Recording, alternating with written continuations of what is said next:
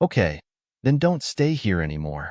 Yemo really didn't have the mood to play with these hoodlums, but so much things happened just from a meal. He walked up and gave another few slaps. Okay, then don't stay here anymore. Yemo really didn't have the mood to play with these hoodlums, but so much things happened just from a meal. He walked up and gave another few slaps. The roaring man didn't even get time to react and was slapped down on the ground again, spitting out teeth just like that youth. Okay, you're the first one to be so cocky coming to Luang Jiao. If you have balls, wait for my boss. Then, Shuai Lu picked up a phone and called. You don't need to call. I will go see your big boss. To be honest, you have too many big bosses. Yemo shook his head. If it wasn't for Wang Yinming, he would go as soon as he beat them up, but now, if he did, Wang Yinming and her friends would be done. So, he had to do things cleanly. The coarse-voiced man heard Yemo's words and looked at him in surprise. After a moment, he laughed cruelly and said, Okay, you have balls indeed. Then, he struggled to get up and said to the two clonies behind him, Bring bald guy back? Due to the fight, all the people eating here had left. Yemo turned back and said to Wang Yinming and them, Go back first. I will deal with things here. Although Lu Jiao was shocked, she immediately said, Yemo, you can't go with them. These people will kill. Let's go quickly. No need. I know what I'm doing. You guys go. Oh, by the way, Wang Yinming, do you have news about Shishio? Yemo remembered what he was going to ask. Wang Yinming dazed for a moment. She really couldn't understand how Yemo had the feeling to ask about Shishio now, but she still replied. Something seemed to have happened in Shishio's family. He only did a makeup exam after graduation. If you want to find him, you can go to the on-year graduation gathering. He quite possibly will go. Something happened in his house? Yemo was beginning to worry for Shishio. It seemed he needed to go to this graduation reunion. Hurry up and drive. Keep staring and I will kick again. Yemo's mood wasn't well after knowing about Shishio. Shuai Lu almost choked. Hearing Yemo's tone, it was as though Yemo was the hoodlum and he was the one being harassed. He thought about this depressingly and received another kick on his back. At the same time, Yemo told him to drive. This Yemo guy was so cocky. Just wait till he gets to the HQ. If he won't make Yemo lose half his life, he wouldn't budge. Yemo, are you really going to go with Se people? Wang Yiming asked worriedly. She wasn't dumb. She knew what Yemo meant. She was afraid that after he left, they would be taken upon by vengeance. Wang Yiming looked at Yemo again and just realized that despite being classmates with him for 4 years, she never seemed to really understand him. Lu Jiao walked over. Yiming, go back with Yutao first. I started this. I will go with Yemo. No, if we're going, we go together. Wang Yiming immediately rebuked Lu Jia's suggestion. Yemo saw these people were quite loyal friends and said, Okay, then let's go together. We're just going for a cup of tea anyway. Are you coming or not? Shuai Lu wasn't happy about being kicked several times. He made up his mind, even if these people didn't want to go, he would manage to let them go. Yemo kicked on Shuai Lu's back again until he buried his face in the ground. Did I allow you to talk? Hurry up and drive. Yemo said coldly. The HQ Shuai Lu said was only a simple meeting place. It seemed this power faction was still growing. Yemo and them just walked in, and a few people already sealed their exit and closed all the doors. Lu Jia and them had never seen such a scene and immediately tensed up, following Yemo closely. Yemo's previous performance meant that he was a great fighter. These few young people have balls. Although our Western Sand just got here, we're not something that small fries can bully. Yemo just walked into the main hall and a plain voice sounded. Big brother, it's this man. He's very cocky and beat out half of Bald's teeth. He even said he would come for you here. Shuai Lu quickly exaggerated. Western Sand? Yemo knew there was a Northern Sand. He also knew Western Sand, but it was much smaller than Northern Sand. He even met the big boss of Western Sand, Zhao Biani. He didn't know if this Western Sand came from Hong Kong. If it did, Zhao Biani's power was expanding quite rapidly. Yemo walked in and saw the middle-aged man sitting in the center and immediately knew this was Zhao Biani's Western Sand. Because when he rushed into the big boss meeting at Hong Kong, this man was right behind Zhao Biani. However, The one in Western Sand who gave Emo the deepest impression was Pongyang. This guy was not bad, but he followed Zhao Biani. No matter if my balls are big or not, you have no right to talk to me. Even Zhao Biani doesn't dare to sit and talk to me like this. It seems your balls are bigger than mine, Emo said coldly. The middle-aged man heard Emo talk about Zhao Biani and immediately stood up anxiously. He was only a fighter for Zhao Biani. Recently, due to Nanxing and Metal River both declining, their Western Sand had the chance to come to mainland to expand their interests. However, he didn't expect this young man to know Zhao Biani. He had to be careful. You are Yi Qianbei. Wan Bei is Shui Shi. I've been followed Zhao Boss. This middle-aged man finally recognized Emo. When Emo killed as he smiled and caught a bullet with his bare hands, even Metal River had to carefully stay with him. His big boss took it as an honor to have spoken with Emo. How could he not know about Emo? He never even wanted to mess with Emo. His teeth were already shivering. Shui Shi knew that it was only a piece of cake if Emo wanted to kill him. He no longer dared to sit on top and quickly ran over, bowing down to Emo. But he soon understood who the source of the trouble was. Shui Shi walked in front of Shui Lu and gave him a few slaps while kicking Shui Lu out many meters. Shui Lu sat on the ground looking at his boss in shock. He had been quite heavily applauded by his big boss. Why did his boss hit him without asking him? Was this because of this Emo? Big boss called him Qianbei. What was this? Wang Yinming and the friends were more shocked. They didn't expect things to be so comedic. They thought they would lose a layer of skin at least, if not die, but immediately, the boss was so respectful to Emo Shui, she quickly bowed to Emo and said, Yi Qianbei, please sit. Until Emo sat at the very top did Shui Shi breathe smoothly. He also said politely to Wang Yinming and her friends, You are my honorable guests. Please sit. Invited to sit and enjoy tea, other than Emo, who was still calm, Lu Jia and his friends were confused. But they also knew that this was all because of Emo. Wang Yinming couldn't understand Emo even more. How did he make these people so polite? Shui Shi seated them before roaring to Shui Lu, Piss off. Break Baldy's leg. You face the wall and repent in kneeling. How dare you attack Yi Qianbei? I think you don't want to live. Shui Lu was full of wronged feeling, thinking, how would I know he was Yi Qianbei? When he first came in, you also said the young people these days were quite bold, but now you changed so fast. Even though he was thinking that, he didn't dare to say it. Emo waved his hand and said, Okay, this thing ends here, but I don't want it happens again. Otherwise, I don't mind squashing this department. Yes. Yi Qianbei, don't worry. We came here to do proper business. Shui Shi quickly said. He felt his back was full of sweat. He didn't think Emo was bluffing. Even if Emo said he would squash Western Sand, he would still not dare to doubt it. He heard that even Metal River and Nanxing were destroyed by Emo.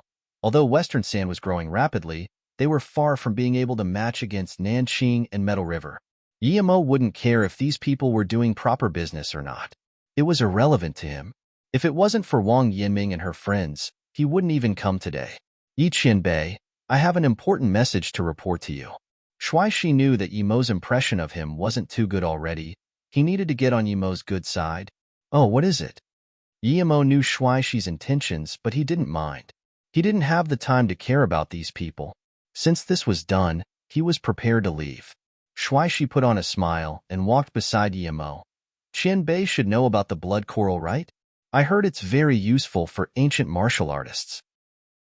Qiao family was exterminated due to it, but not long ago. A small henchman of mine heard about it at a bar. What? Emo sprung up, but he immediately stopped Shui Shi's words and turned to Wang Yinming and them. You guys can go back first. There's no more trouble here. No one would dare to go for you in the future. Yes, don't worry. I'll get someone to drive you guys back.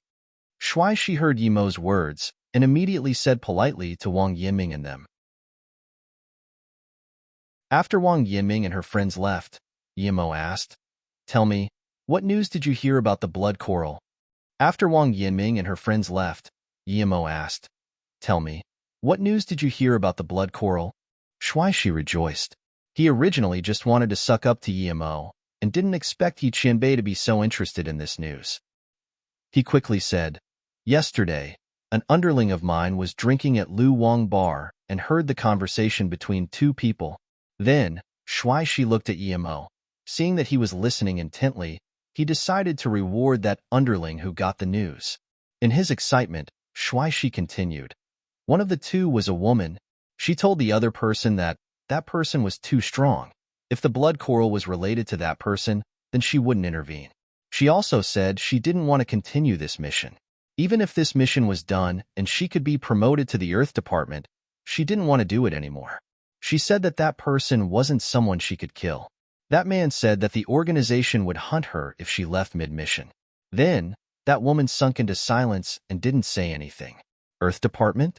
Emo thought of the girl called Dong Qing whom he marked with his spirit sense. She should be from the Earth Fiend, a human-level killer. Was that woman her? But why would she be here? And if it really was Dong Qing, how could a human-level killer from the Earth Fiend leave such a big clue, allowing a small hoodlum to get this news? Emo thought of this and frowned. Shuai Shi saw this and his elated mood began to sunk. He didn't know why Emo would frown at this news, and just when he was getting nervous, Emo asked, "How did your man get this news?" "So that was it," Shuai Shi quickly said. "Wang Kongue just said he heard the news, but he didn't say how. I'll call him over immediately." Then, Shuai Shi saw that Emo didn't react, so he called outside. "Get Wang Tsongue to come here immediately." Wang Tsongue came here very fast. It was just a few minutes and he was already here. Seeing Shuai Shi, he quickly put on a smile and said, "Big boss, you need me for something?" Shuai Shi nodded and said, "This is Yi Qianbei. He has something to ask you. You need to reply carefully. If you're not, don't blame me then." Seeing his boss' serious eyes, Wang Tsongue quickly nodded and said, "Yes, Yi Qianbei, please ask. You heard about the blood coral from the Lu Wang bar?" Emo asked. Wang Kongue gasped a breath of relief. He thought it was going to be something else. He quickly said, "Yes, Qianbei, I heard about it in the Lu Wang bar.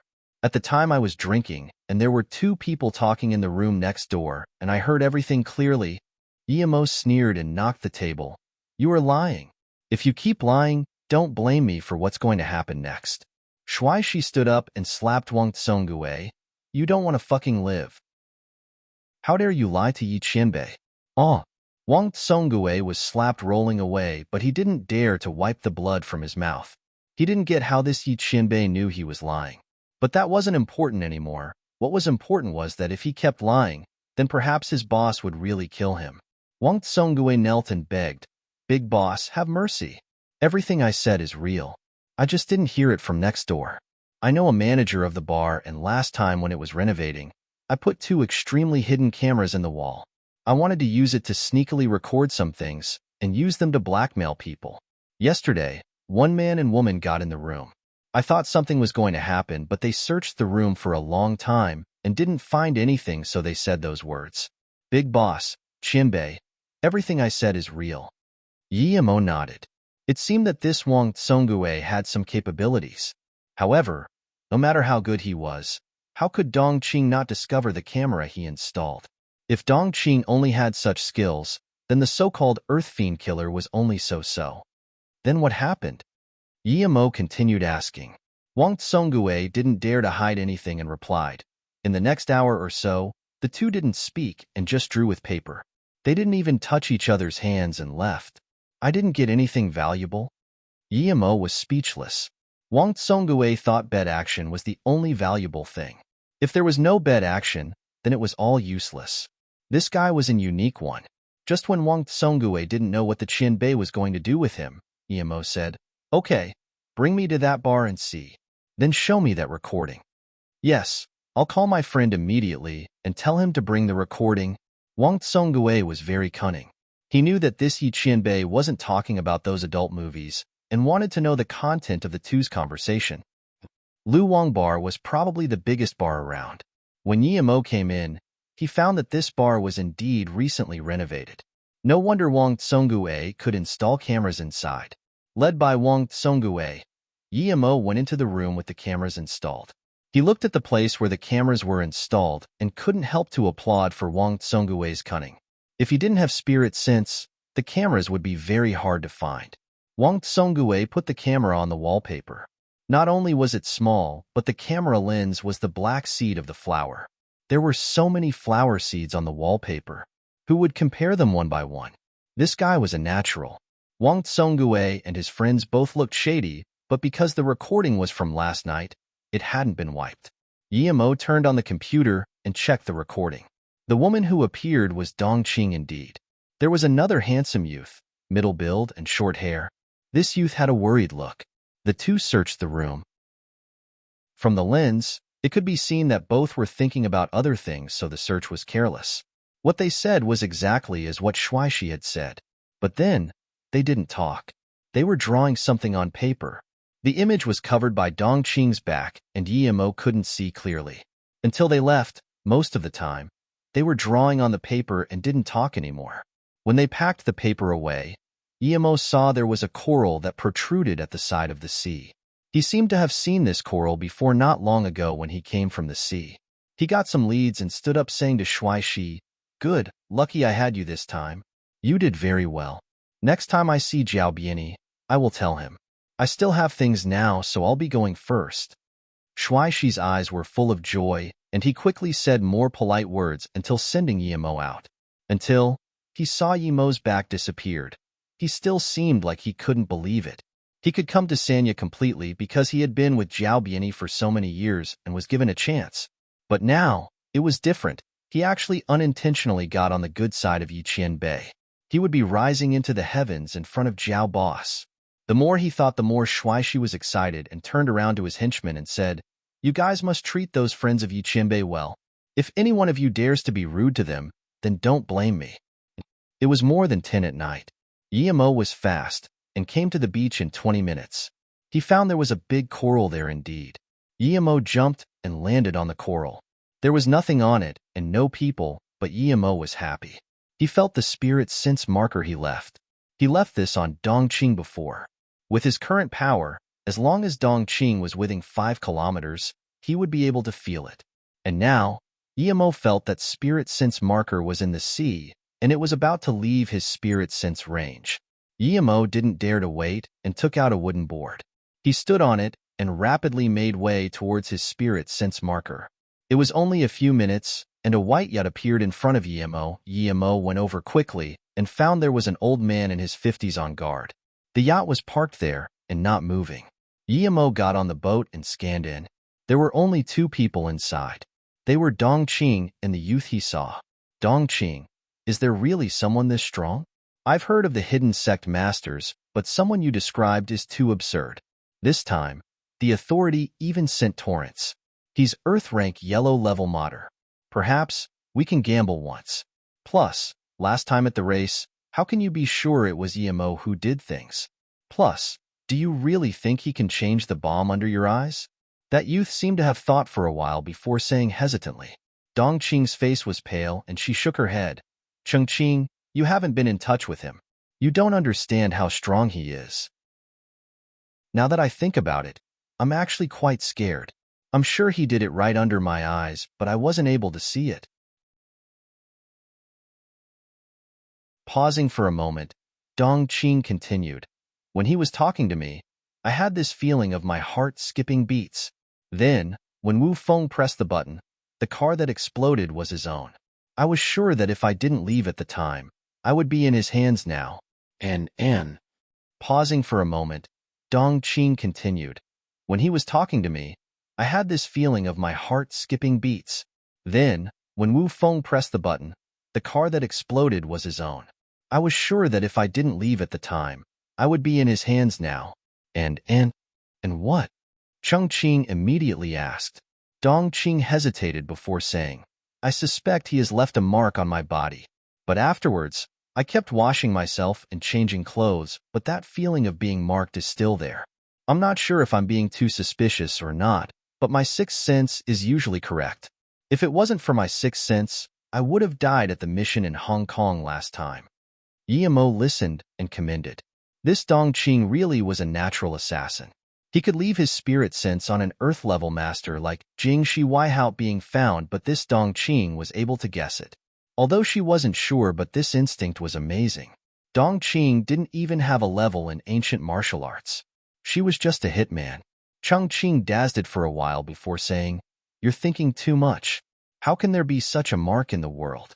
Plus, he just held your hands. Although it was quite long, who knows if Emo was lustful or not? Perhaps he just wanted to grab your hands. He couldn't use your hands to mark you. If he really could, then it would be too magical." Dongqing shook her head and said, "Not right. He probably didn't want to grab my hands. Tang Beiwei was much prettier than me. He might grab her hands rather than mine. Tang Beiwei is his sister. Of course he can't do anything to her." Chongqing immediately rebuked. "Mimi, how do you know she is his sister? Have you done DNA testing? Plus, one of them is Tang and the other is Yi. I can't be sure. When I was investigating him in Ninghai, I saw him stay in the same bedroom with her for a night. And Yimo doesn't look like someone lustful." Dongqing immediately shook her head. As though to support her opinion, Dongqing said, "If he really was lustful, according to the data I have, he had contacted with Yunbing and his fiancée Ningqing Xue. Both of them are way prettier than me. How can he want me?" Chongqing nodded. "You're right. Yimo isn't someone we can offend, but is our upper leader someone we can offend?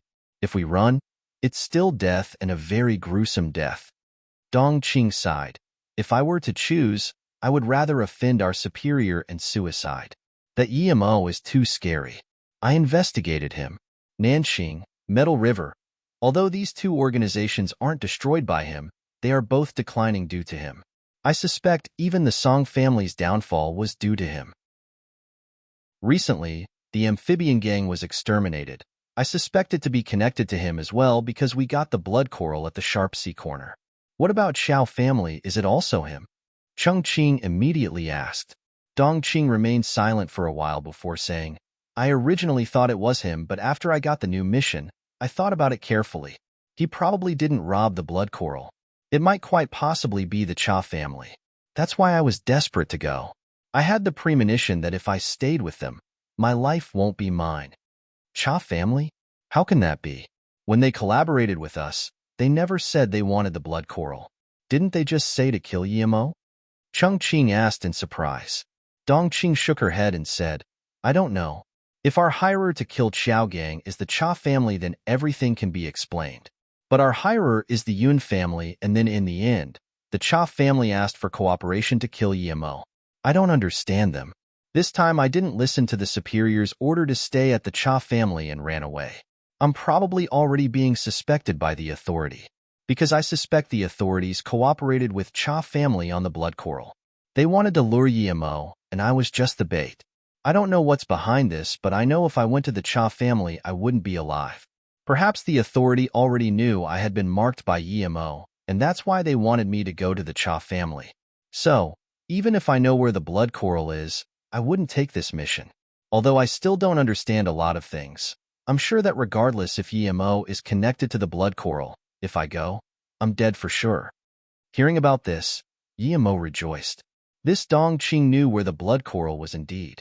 However, what he didn't expect was that it was the Yun family who hired the assassins to kill Qiao Gang, and the Earth Fiend was targeting him because he killed one of their assassins. However, why did the Cha family want to attack him? Before the race, he had no enmity with the Cha family. This Dongqing's sixth sense was so strong. Yimo guessed that the Earth Fiend might really know that he marked Dongqing, and so was prepared to sacrifice her just to kill him.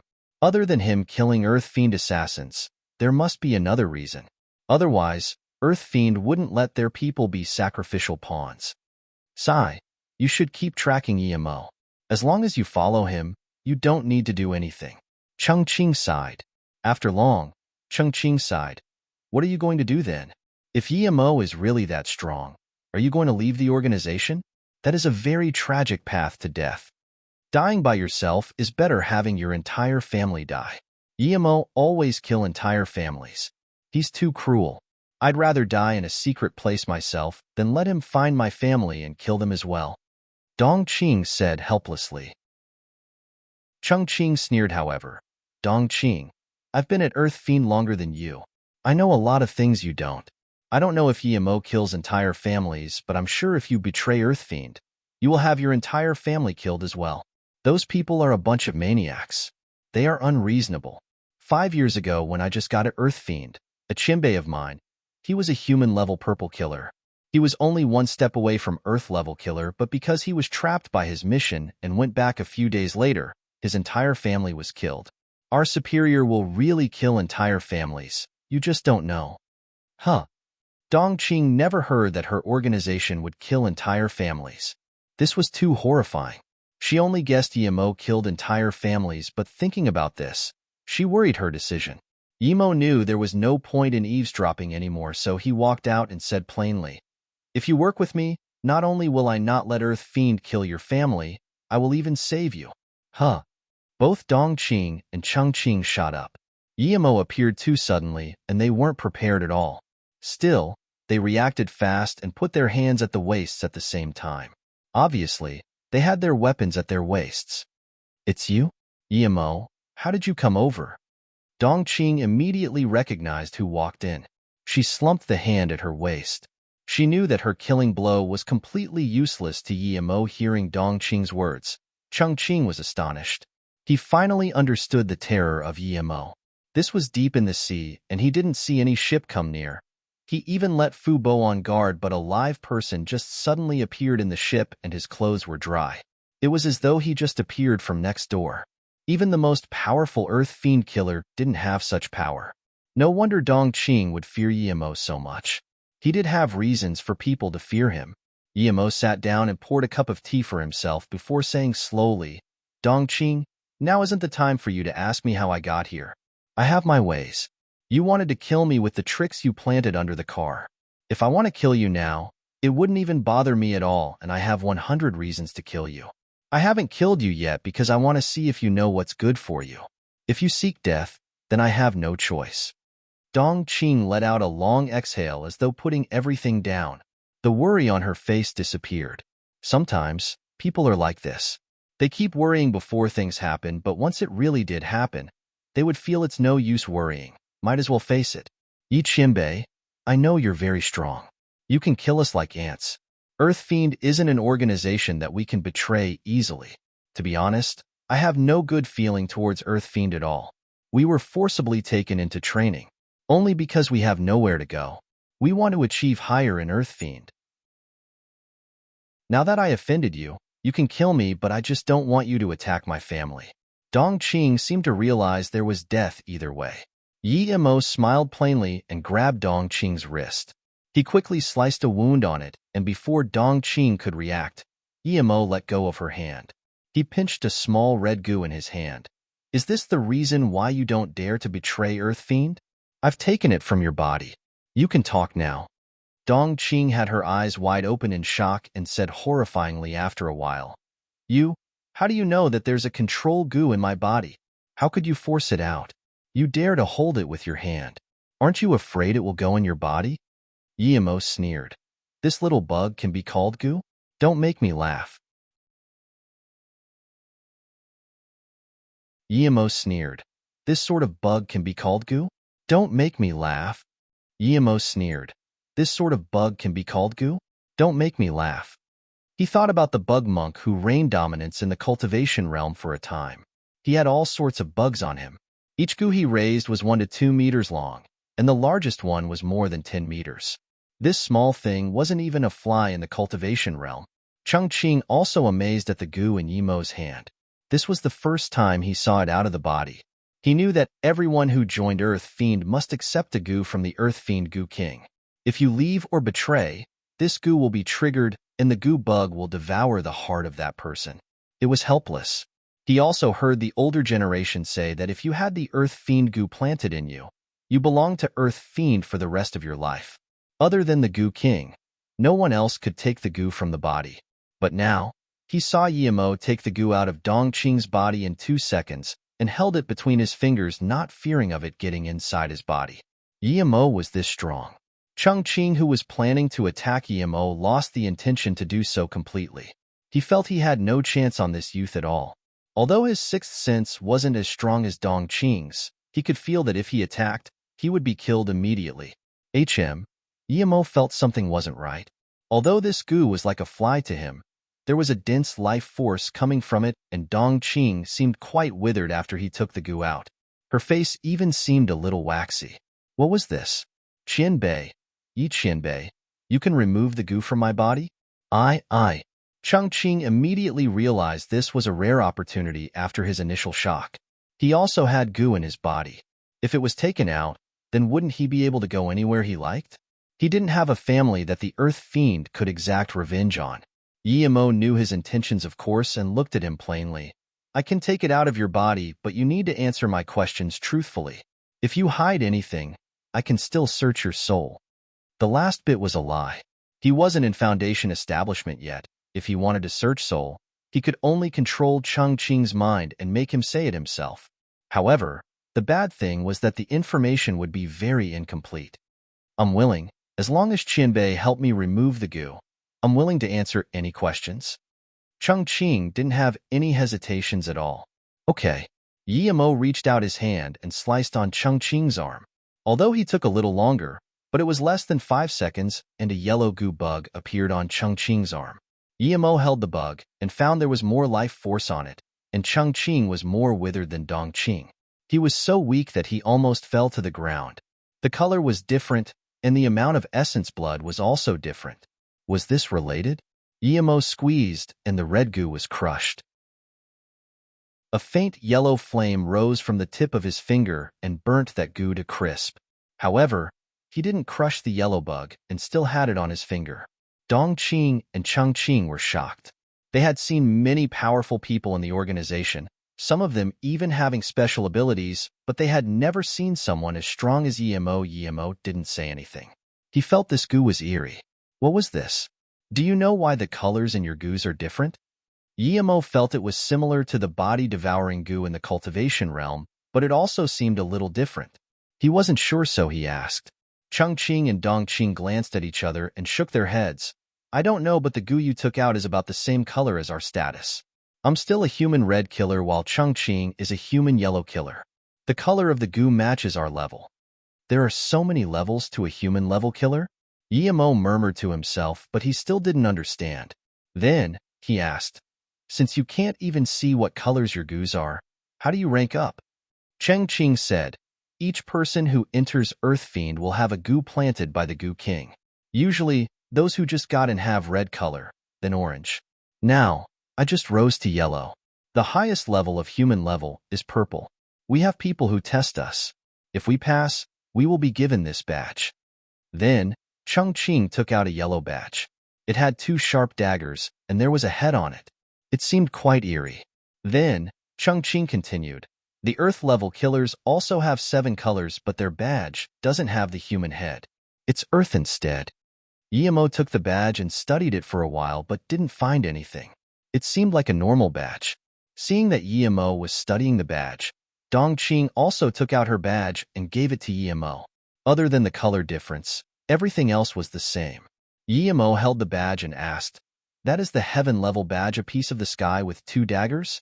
Chongqing shook his head. That I don't know. I've never seen a heaven-level badge. I have a bro called Yuan Pong. He's Earth-level killer. He failed a mission before the ascension to heaven level. But I heard that once you're reached heaven level, you will have your goo bug taken out and become an elder of the Earth Fiend. You can also choose to leave Earth Fiend and live your own life, so everyone wants to hurry up and become a heaven-level killer. Yimo immediately asked, are there people who become heaven-level killer? Chongqing nodded and said, almost every year, there are people who become heaven-level killer. And after they became heaven-level, they pretty much all chose to leave Earth Fiend. If I reach heaven-level, I will also quit. Yimo had understood everything by now. He sneered. Change a life? What a joke. I originally didn't know what's up with the goo, but now I know something, and I've seen these sort of things too much. This goo looks like a body-devouring goo I've seen before. Of course, these goos are countless times worse than those. Body-devouring goo? Dongqing repeated, and her face went pale. She had a body-devouring goo inside her body. Just the name was disgusting enough. Yimo still sneered. That's right. It's similar to the body-devouring goo.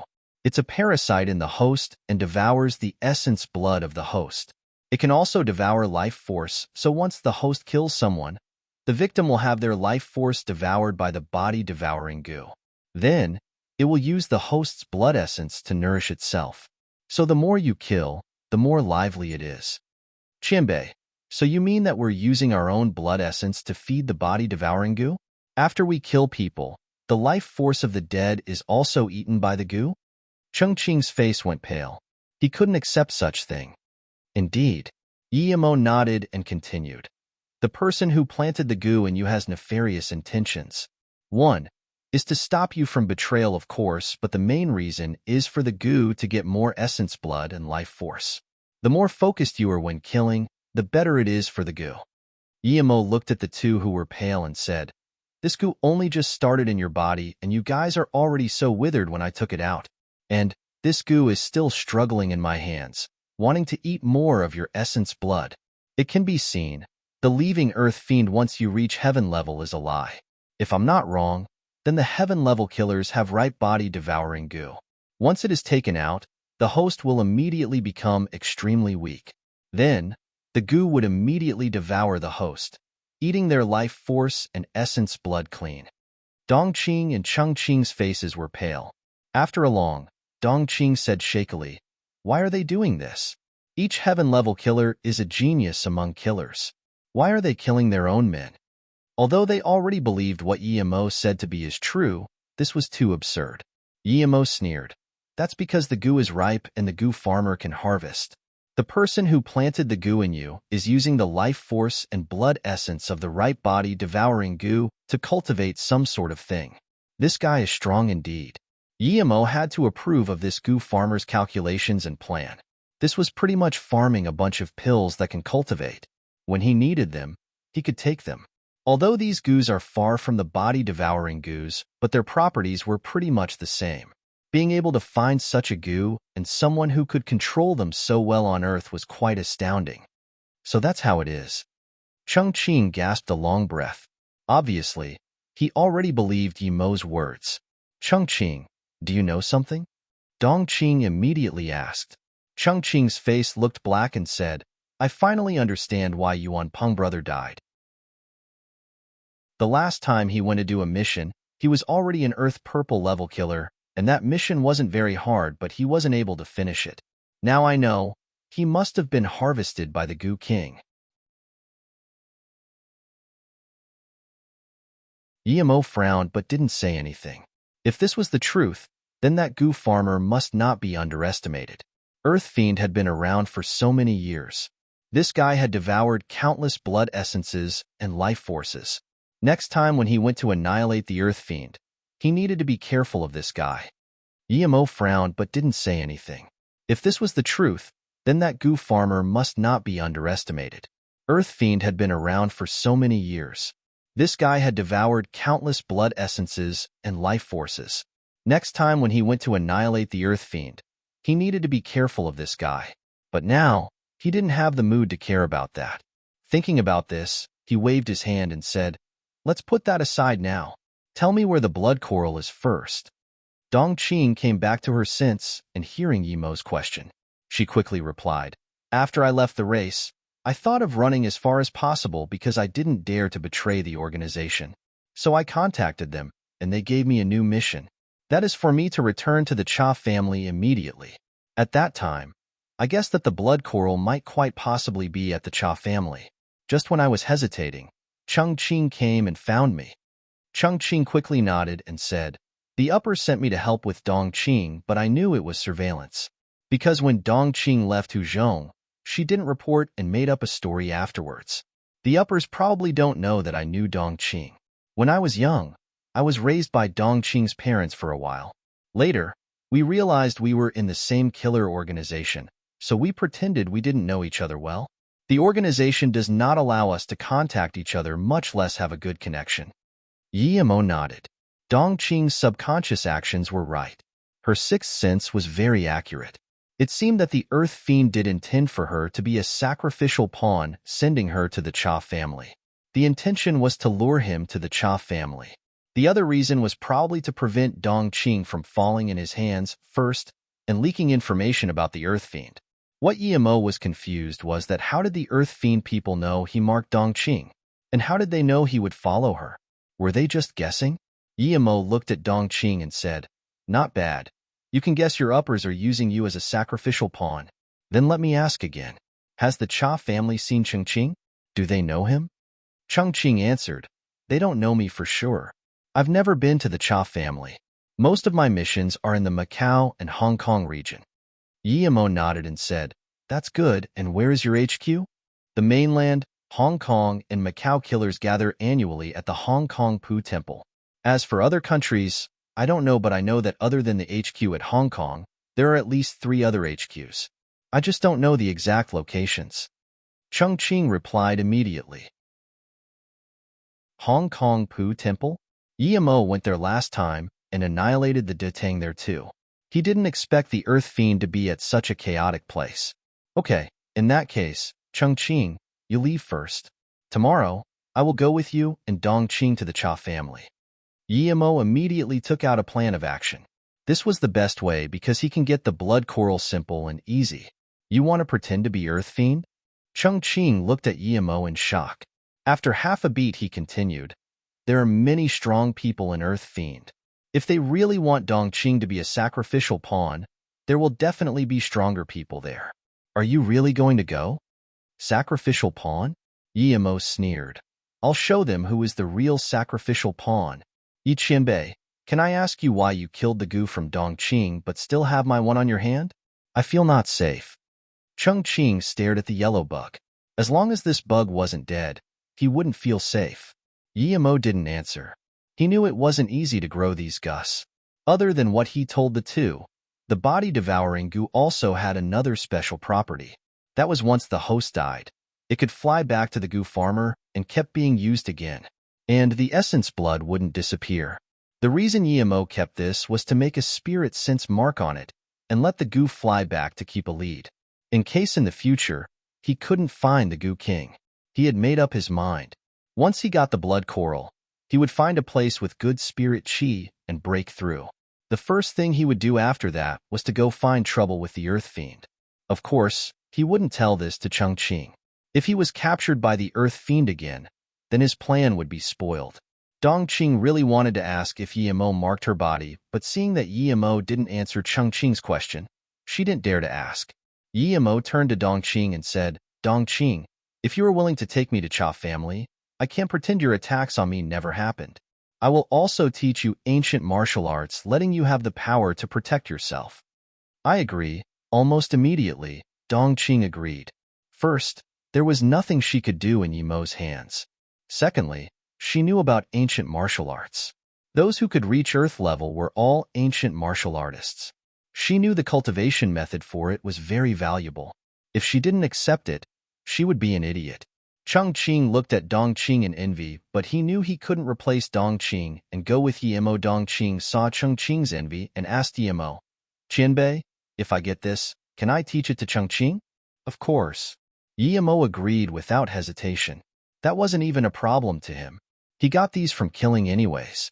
It was very precious to Dongqing and her friend, but it was trash in his eyes. Seeing Dongqing agree, Yimo immediately said, "I'll be waiting for you in the airport tomorrow. As for Chengqing, I suggest you throw away everything Earth Fiend gave you. Shave your hair as well. I think you know this." Dongqing was a womb, so Yimo didn't search her body, but he searched Chengqing's body. Other than the gu, there were no other marks. From this, it could be seen that there shouldn't be other marks on Dongqing as well. So, he only needed to remind Chengqing. Then, Yimo walked out of the boat and disappeared into the sea. Dongqing and Chengqing were completely shocked. They stared at the endless night sky and the dark ocean water. So strong. After Yimo was a long way away, Chengqing said with fright, "No wonder you say he's a scary person. This isn't just scary. This is terrifying. I've never seen someone so strong. He's out of this world." Sigh. Dongqing also felt relieved. My sixth sense is right indeed. He isn't someone we can mess with. If I listened to the organization, I would have probably been a body tomorrow. And we would never know we were fed as food for bugs. Compared to Yimo, our organization is scarier. Chengqing nodded and said, "There's actually such a gruesome cultivation method. That Gu King really is an animal. But he messed with Yemo. He would have his days of regret. Dongqing, your sixth sense is also very scary. Dongqing remained silent and didn't say anything. After a while, she said, I believe what he said is true, but don't worry. When I get the ancient martial arts cultivation method, I'll also make a copy for you. And you should leave Sanya immediately. Bring my sister and her husband into Jing City and wait for me there. Once things here are done, we will go to Jing City. I have a feeling that Yemo wouldn't let Earth Fiend go. Since the Earth Fiend messed with him, it's their bad luck. As long as we stay hidden in Jing City until the Earth Fiend is gone, then we can live a proper life. Changqing nodded and said, Okay, but after I bring your sister and her husband away, I need to leave Jing City. I have a few friends in Earth Fiend. I want to tell them if they see Yemo, they should beg for mercy. Your goo bug is now gone. You must not go to Hong Kong. Dongqing immediately said. Changqing replied solemnly, I know. You should also be careful when you go with Yiqian Bei to the Cha family. When Yemo got to Sanya Airport, Dongqing had been waiting him for a long time. Seeing Yemo come over, she quickly greeted him and gave him a plane ticket. If they wanted to go to the Cha family, they had to plane to Luotsang first, and then catch train to Liangpu City. Yemo was originally planning to rob it himself, but he was afraid the blood coral wasn't there.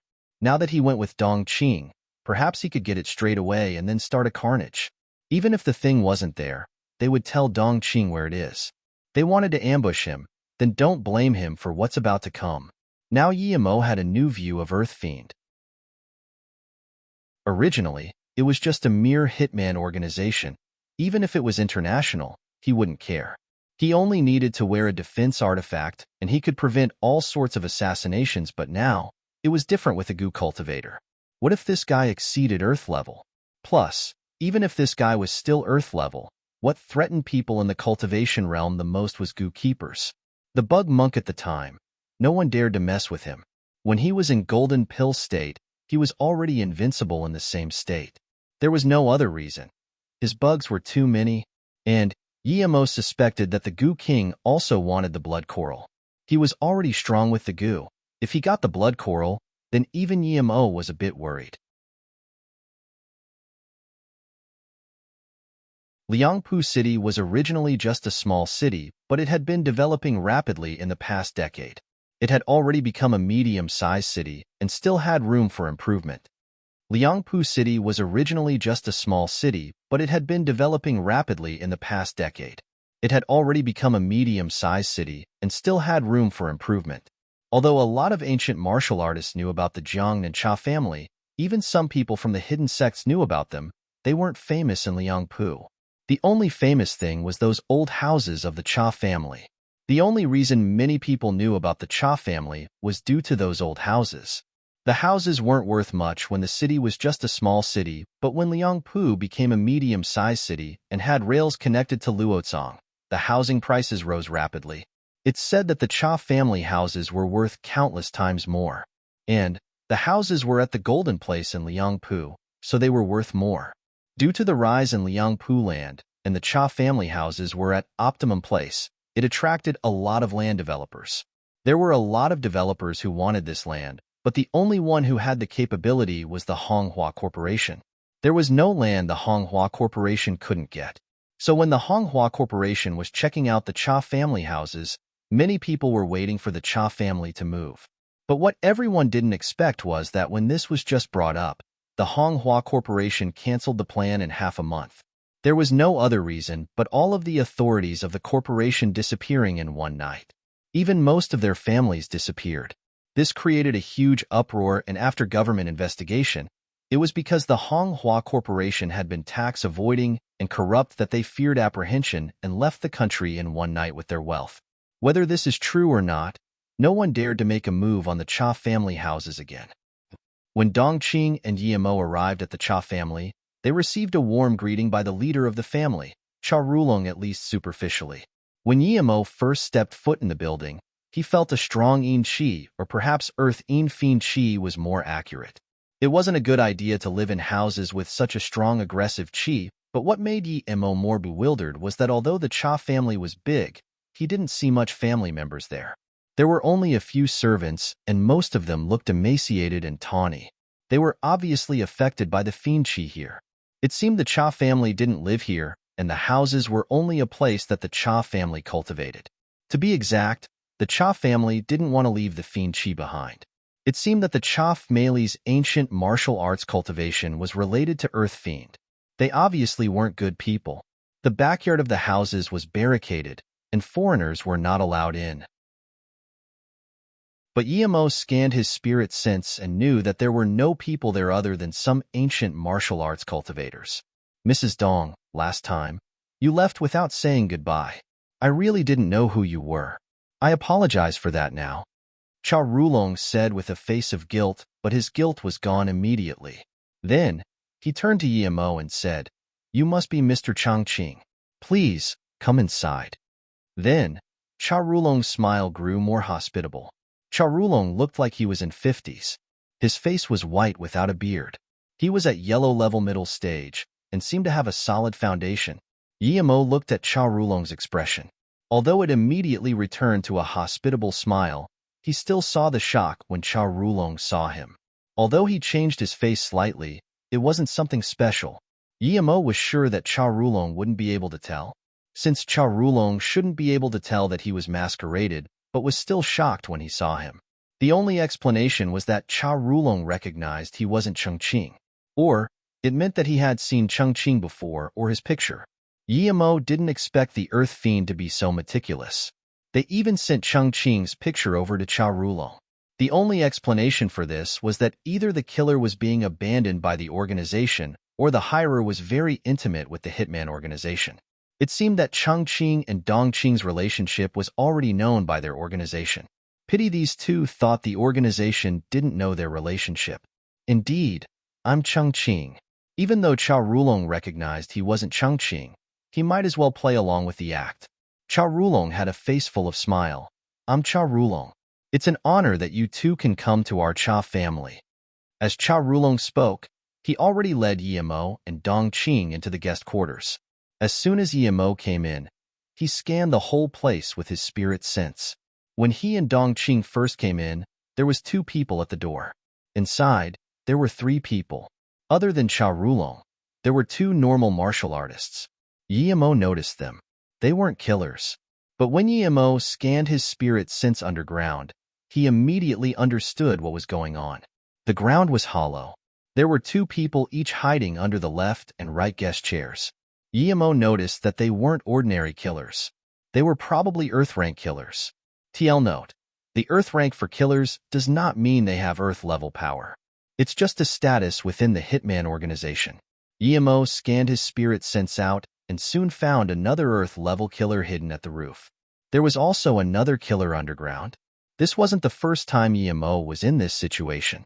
This was far from being able to threaten him. They actually sent out so many killers to him.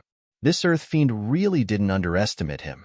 Did they already know he was acting as Changqing? That was impossible. Even Cha Rulong only realized he wasn't Changqing when Cha Rulong saw him. The only explanation was that they were sure he would follow Dongqing here to rob the blood coral. These hitmen would attack when he attacked. Now that Cha Rulong saw he wasn't Changqing, he only needed to think a little and would know he was Yemo. Even though he changed his face, Yemo was sure he would be recognized as they probably had seen his picture. But since the Cha family found out, perhaps they would attack immediately. Yemo stopped in the guest quarters and didn't sit down. If he sat down, the hitman would attack immediately and he wouldn't see the blood coral. Yemo didn't understand why the Earth Fiend would use so much power to kill him when he just killed 2 of their hitmen. But if they think a mere few assassins could kill him, they underestimate him too much. Dongqing was rather vigilant. Seeing Yemo not sitting down, she also stayed by Yemo's side and didn't walk forward. Please have a seat, you two. Seeing the 2 didn't sit down, Cha Rulong invited once again. Yemo smiled. Mr. Cha, we're here to help. Although the blood coral is very important for the Cha family, it's also very important to us. Is the blood coral still here? Yemo knew he shouldn't be saying this, but since they already knew who he was, there's no point for him to hide. It was important to see the blood coral first. As soon as Yemo said this, Dongqing immediately understood. Yemo's words obviously made them doubt. Their status didn't have the right to ask about the blood coral, but Yemo asked about it. With Yemo's cunning, he wouldn't make such a mistake. The only reason was that Yemo knew their identities were exposed. Although Dongqing didn't know how, she was on the same string as Yemo, so she immediately said, "That's right. We have been contacted by our uppers to protect the blood coral, so we need to confirm if the blood coral is still here." Yemo nodded to himself. This Dongqing was really smart, knowing what he meant. Now that they said this, they might actually be able to see the blood coral. "Okay, please have a seat.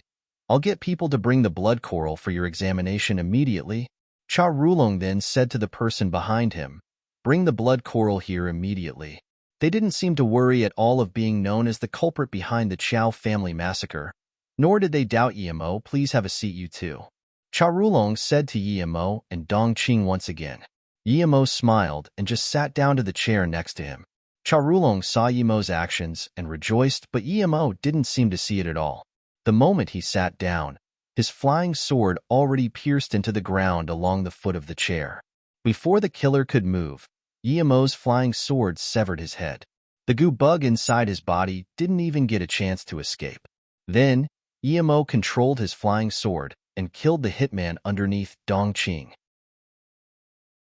Just when Yemo and Dongqing sat down, these two killers were already killed. Even so, Yemo's flying sword didn't stop. He continued to control the flying sword and killed the killer at the door rapidly, and then rose up into the roof and killed another hitman there. For killers were killed in such a short time by Yemo, Yemo sneered. In the wake of absolute power, all ambushes are useless. But when Yemo took back his flying sword, his face was a little pale. After all, he killed 4 in a row very rapidly. It was tough on his chi controlling the flying sword. But this also made Yemo alert. Although he was a cultivator and had the natural advantage, faced against large sums of people, he would be in danger if he used up his chi. But this also made Yemo alert.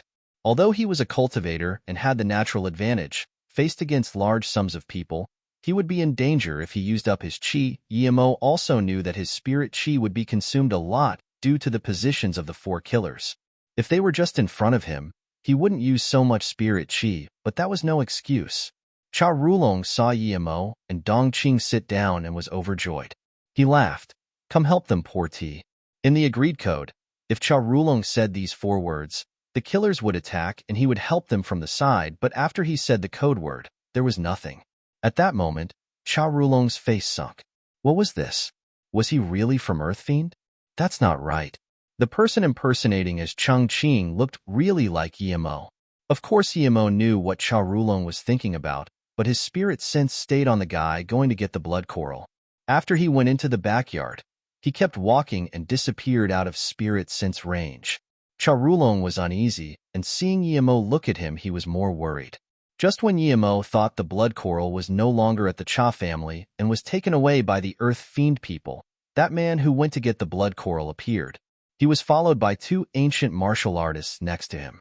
The strongest was black level middle stage. Yemo saw that man carry a big jade box and immediately rejoiced in his heart. He didn't expect the blood coral to be really at the Cha family. Good thing he came in time and didn't try to rob immediately. If he did, he would frighten them, and perhaps it would be transferred away. Soon, the 3 people had arrived at the guest lounge. Yemo didn't wait for the man to give it to Cha Rulong and just took in. Yemo opened the jade box and it was a blood-red coral indeed. It was preserved quite well. He finally felt relieved. Although it wasn't very smooth, but it still landed in his hands. Seeing the blood coral somehow really land in Yemo's hands, Cha Rulong's face was worse. He even suspected that the Earth Fiend was involved. Then, Yemo packed the blood coral away. He wouldn't take it out again. Where did you put the blood coral?"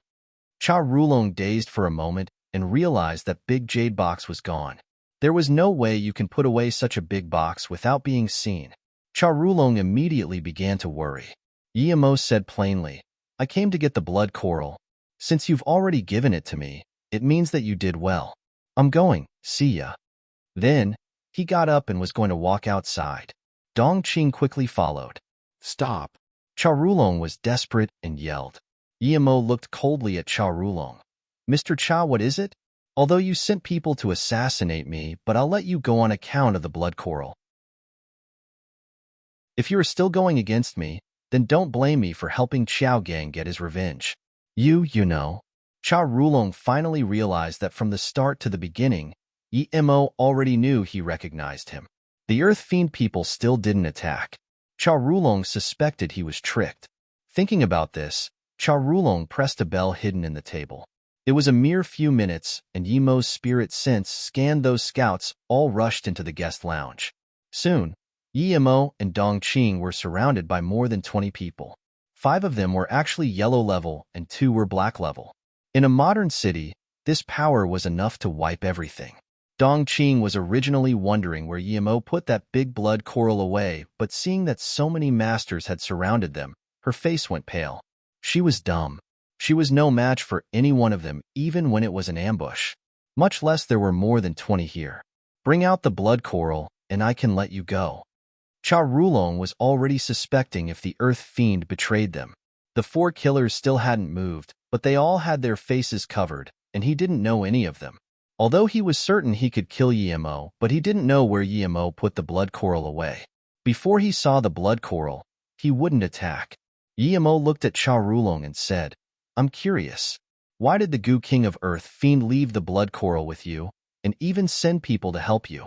Oh, you don't need to wait for those 4 killers. I've already killed them? When did you kill them? Cha Rulong asked subconsciously. Emo sneered but didn't reply. Cha Rulong finally realized that he guessed wrong.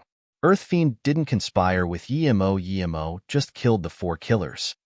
Show me the blood coral or put it on the table and I will tell you why. Cha Rulong's face was very bad.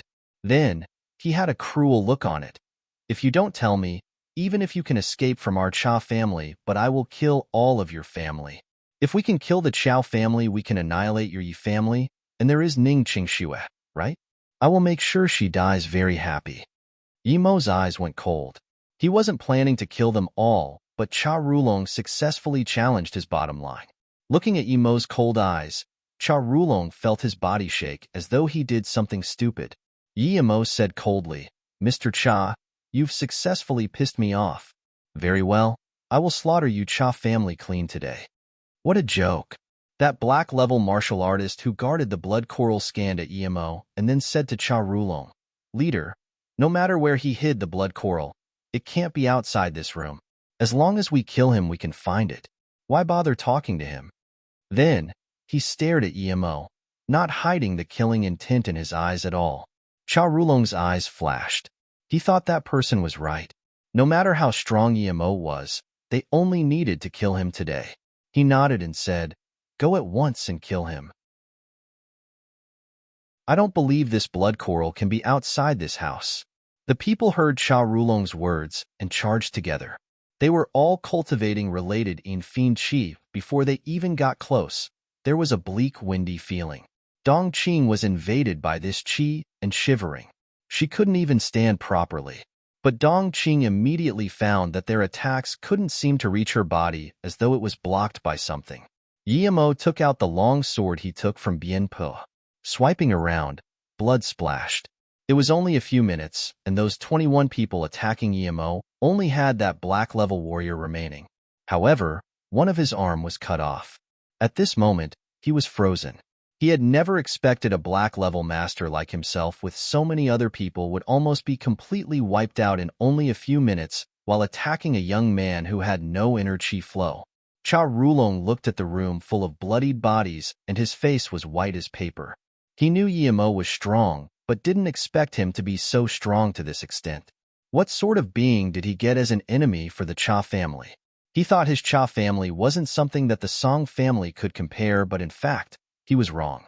He regretted now, but there was no regret in the world. What power level are you? Are you Earth level master? That black level martial artist had fear flash across his eyes as he asked in trepidation. Cha Rulong and him both didn't realize how the long sword appeared in Yemo's hands. When Emo packed it away, they both realized it just vanished into thin air. Dong Qing was dazed until now.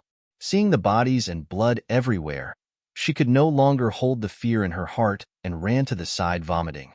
She also killed people, but it was assassination. When had she ever seen such a bloody carnage? Yimo didn't bother with Dongqing and looked coldly at Charulong. Answer my 2 questions. First, why is your family assassinating me? Second, why would the Earth Fiend keep the blood coral at your family? If you don't tell me, I will find the rest of the Cha family and kill them all.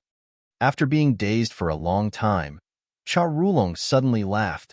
Go kill them. I'll wait for you to kill the rest of them. Go, ha ha ha ha. He went mad. Yimo punched Charulong in the forehead, and then turned around and killed the black-level warrior with a wind blade, and then continued to ask the 2 questions. Charulong's expression was dazed, but he quickly answered Yimo's questions. O Feng wants to kill you. He took the Song family's treasure, Jade Woman Plate, and came to our family. One of his conditions was to kill Yimo. The second was for us to introduce him to a hidden sect. I introduced him to Earth Fiend and gave the Jade Woman Plate to Earth Fiend. My purpose is to get the blood coral. Yimo asked again. Since your Cha family got the blood coral and O Feng gave you the Jade Woman Plate, why are you using it to trade with the Earth Fiend for the blood coral? Because the Yun family is very dumb. They asked the Earth Fiend to attack Xiaogang and let the Earth Fiend know about the blood coral. The Earth Fiend promised not to leak the blood coral news to the hidden sects and promised not to rob it. The payment is the Jade Woman Plate. Charulong replied dumbly. So that was it. Yimo immediately understood. As long as the hidden sects didn't attack, then no one can take the blood coral from them. If the Cha family didn't sacrifice the Jade Woman Plate, they wouldn't be able to protect the blood coral at all. Where are you Cha family people hiding? Although Yimo wasn't really going to kill them all, he still needed to know where they were. Charulong answered, Our Cha family doesn't have female members because we're positioned at the Yin Fiend place. Our martial arts can only be cultivated by male. Once we have an offspring, the mother would be invaded by the Yin Fiend Qi and unable to survive. Yimo was speechless. This Cha family was this sort of a family. Wait, Yimo suddenly thought of a key problem. He should be in danger now.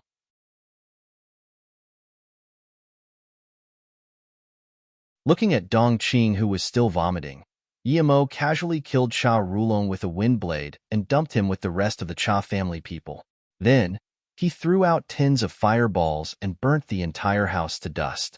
Looking at Dongqing, who was still vomiting, Yimo casually killed Charulong with a wind blade and dumped him with the rest of the Cha family people.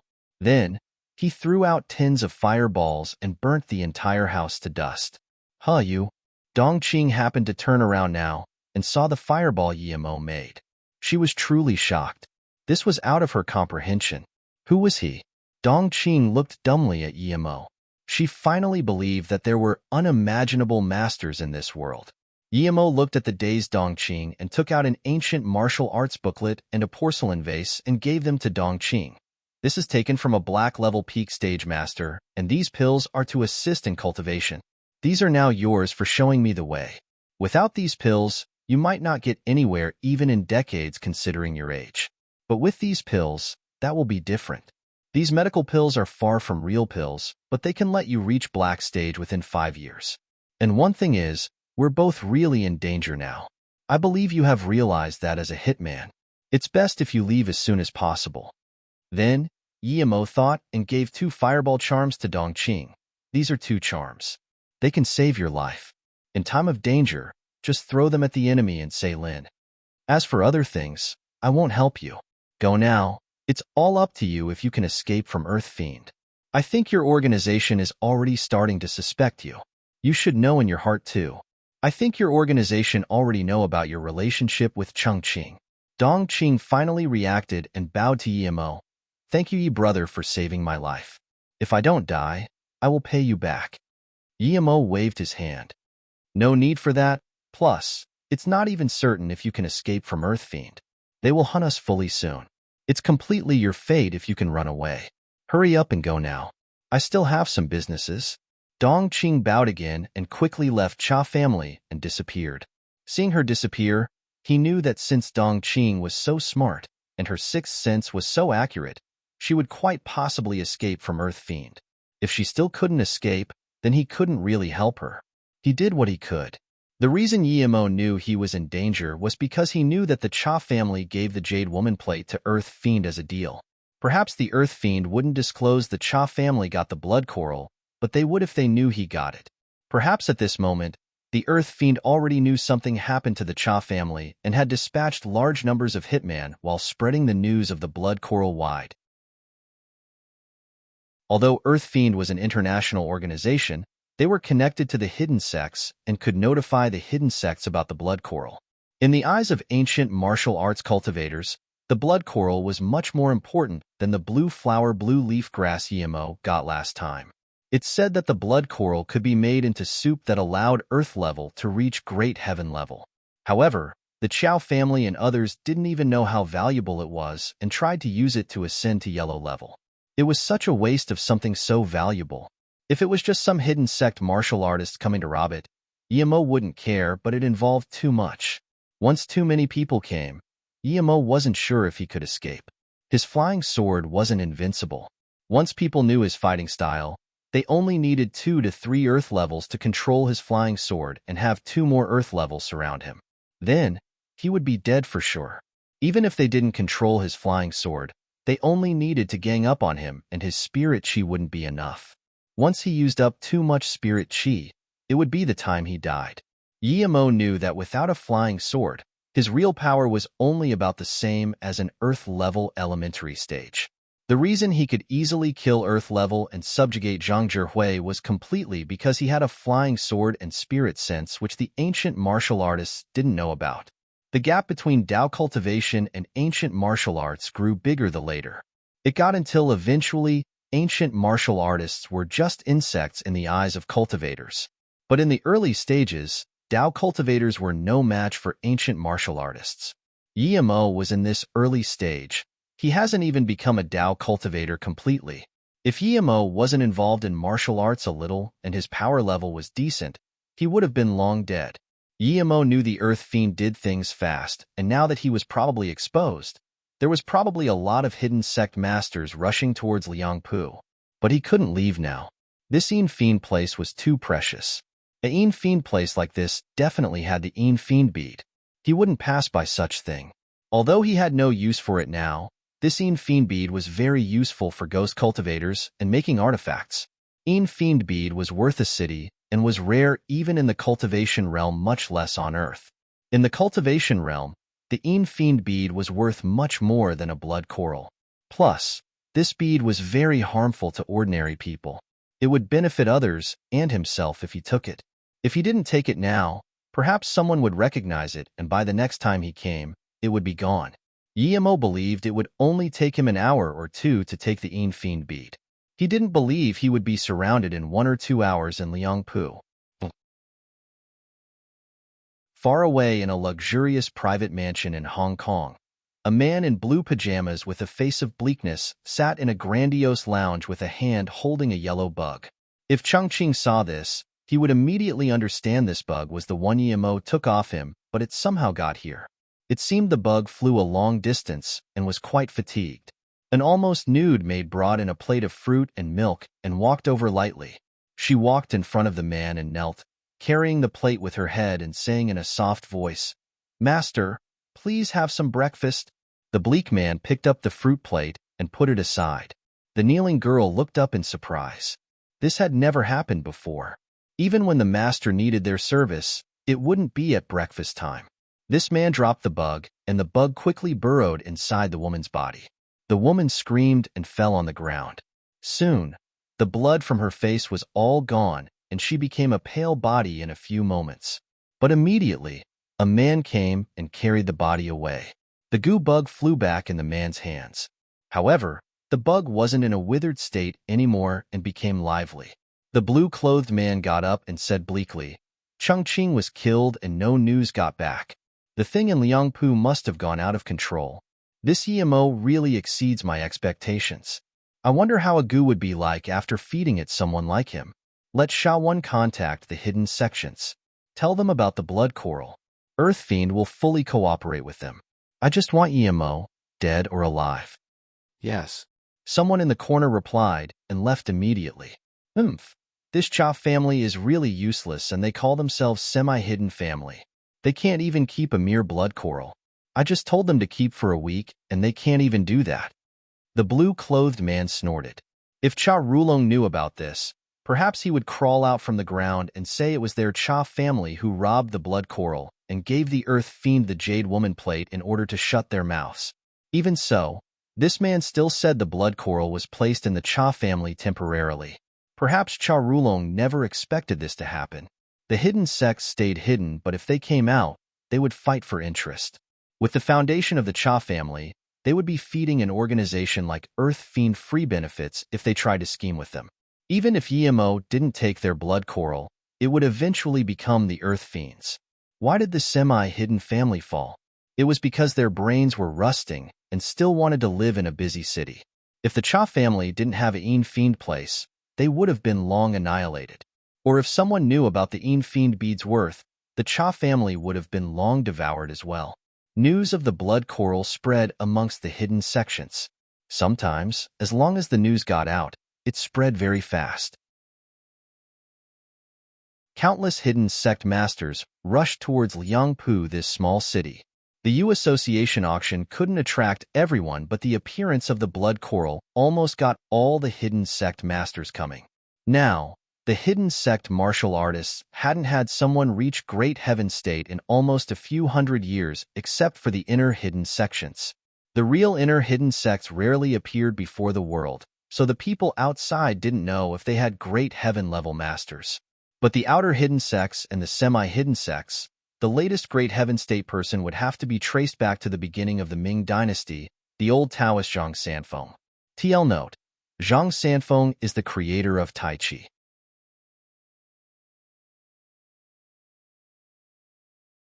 Yemo didn't know about these ancient martial arts cultivators who swarmed to his direction with rapid speed. Although he knew that once the blood coral was known to the world, it would cause a frenzy amongst the hidden sects, he didn't expect it to be to this extent. Almost all hidden sects who got news of this swarmed here without hesitation. Yemo didn't know about these ancient martial arts cultivators who swarmed to his direction with rapid speed. Although he knew that once the blood coral was known to the world, it would cause a frenzy amongst the hidden sects, he didn't expect it to be to this extent. Almost all hidden sects who got news of this swarmed here without hesitation. A treasure that granted ascension to Great Heaven State was a fortune. Great Heaven State meant increased lifespan. If you can't reach Great Heaven State, even if you're the peak of Earth level, your lifespan won't increase. And not only did Great Heaven State grant you extra life, once you reached the state, then all of the hidden sects would bow down to you. It's said that in the inner hidden sects, there were many Great Heaven State masters, but this was a legend. No one had seen the inner hidden sect Great Heaven Masters come out and show off. Or perhaps, those who wanted to show off wouldn't even be able to become Great Heaven State. But those who could reach Great Heaven State didn't have time to show off. They were pursuing a higher state. At this moment, Yemo was already tens of meters underground of the backyard of the Cha family. He was only stage 3 Qi gathering and couldn't completely control Earth maneuver. It could only be used when he was in the tertiary stages of Qi gathering. But although he couldn't use that technique, he had a way to save time. There was a deep well in the backyard of the Cha family. Yemo went in it and started digging. The backyard of the Cha family was already bleak. The bottom of the well was even colder and full of Een Qi. Ordinary people wouldn't even want to go in. Even though Yemo was a cultivator, he felt it was quite scary at the bottom. The well was very deep, almost 40 to 50 meters. There wasn't much water inside. Yemo stopped at the surface of the water. The water was only 5 to 6 meters deep. Yemo scanned his spirit sense in it. It was a small well, but there were multiple bones. They were all women. Thinking about what Cha Rulong said, Yemo couldn't help feel sorry for these women who went in the Cha family. Their sole function was to reproduce. As long as they raised the kids, their function was over. One could imagine that the women either jumped themselves or were forced down here. This was an unimaginable family. Yemo chose a place on the wall of the well and started digging. Soon, the earth covered the bones. Although Yemo couldn't completely use earth maneuver, he could half use it while digging. After an hour altar, Yemo was already 100 m deep. After 100 meters, Yemo felt the Inchi was getting increasingly stronger. Yemo knew he was getting closer and closer to the fiend bead, so he dug faster and faster. Another hour later, Yemo felt light, and he came in a space that was like an underground room. Yemo rejoiced. He knew this was where the fiend bead was. This was because when the fiend bead grew, it would keep pushing away the earth around it until eventually forming a space. This space was the region of the fiend bead. The larger this space was, the higher the quality of the fiend bead. The space in front of him was a few cubic meters, meaning that this fiend bead was definitely extreme quality. Just when Yemo was about to enter the space, this fiend bead felt it. It immediately started flying as though wanting to run away from where Yemo came from. However, Yemo knew the properties of the fiend bead. How could he let something that was in his hands escape? Soon, he enveloped the fiend bead with his spirit chi. A ping-pong ball-sized black bead landed in his hands. The intense fiend chi emitted over. Yemo praised. Was this fiend bead? Although he had heard about it, this was the first time he held it in his hand. He really earned big this time. Yemo knew that he had wasted a few hours already with this bead, so he had to leave quickly. He casually took out a jade box to put it in and inscribed a few seals on it before putting it in his ring. Once he packed it away, the intense fiend chi started to dissipate. Yemo used wind control to quickly go up the well and leave. At this moment, more than 10 figures had landed outside the Cha family houses and had set up a perimeter. As soon as Yemo came up, he noticed the situation outside and cursed. He didn't waste a single bit of time after getting this fiend bead. He had only spent 2 hours, but these people were already here. They were really fast and even got the government involved. This is such an intense fiend place. Since this is a fiend place, there must be a fiend bead. This trip was really worth it. An old man in his 60s stood and said. His face was full of joy and surprise. Yemo was shocked. These people here were all martial artists. How did they know about the fiend bead? It seemed there were masters here too. What should he do? He didn't dare to use his spirit sense to scan this old man. He was sure his power was the strongest he had seen, even stronger than Zhang Zhihui. Even though this old man wasn't great heaven state, he wasn't far from it. If he was stopped by this guy and stalled for time, he would be in danger. Yemo calculated and got this conclusion. If he didn't leave now, it would only get harder and harder later. This was only the first group, and there would be more people. Thinking about this, Yemo didn't hesitate and used invisibility to climb out of the well and controlled his chi waves while carefully walking out. However, Yemo underestimated an Earth-level peak stage master. He only walked a few meters, and that old man noticed something was up. He looked at where Yemo was standing and frowned while raised the sword in his hands. It should be him. Catch him.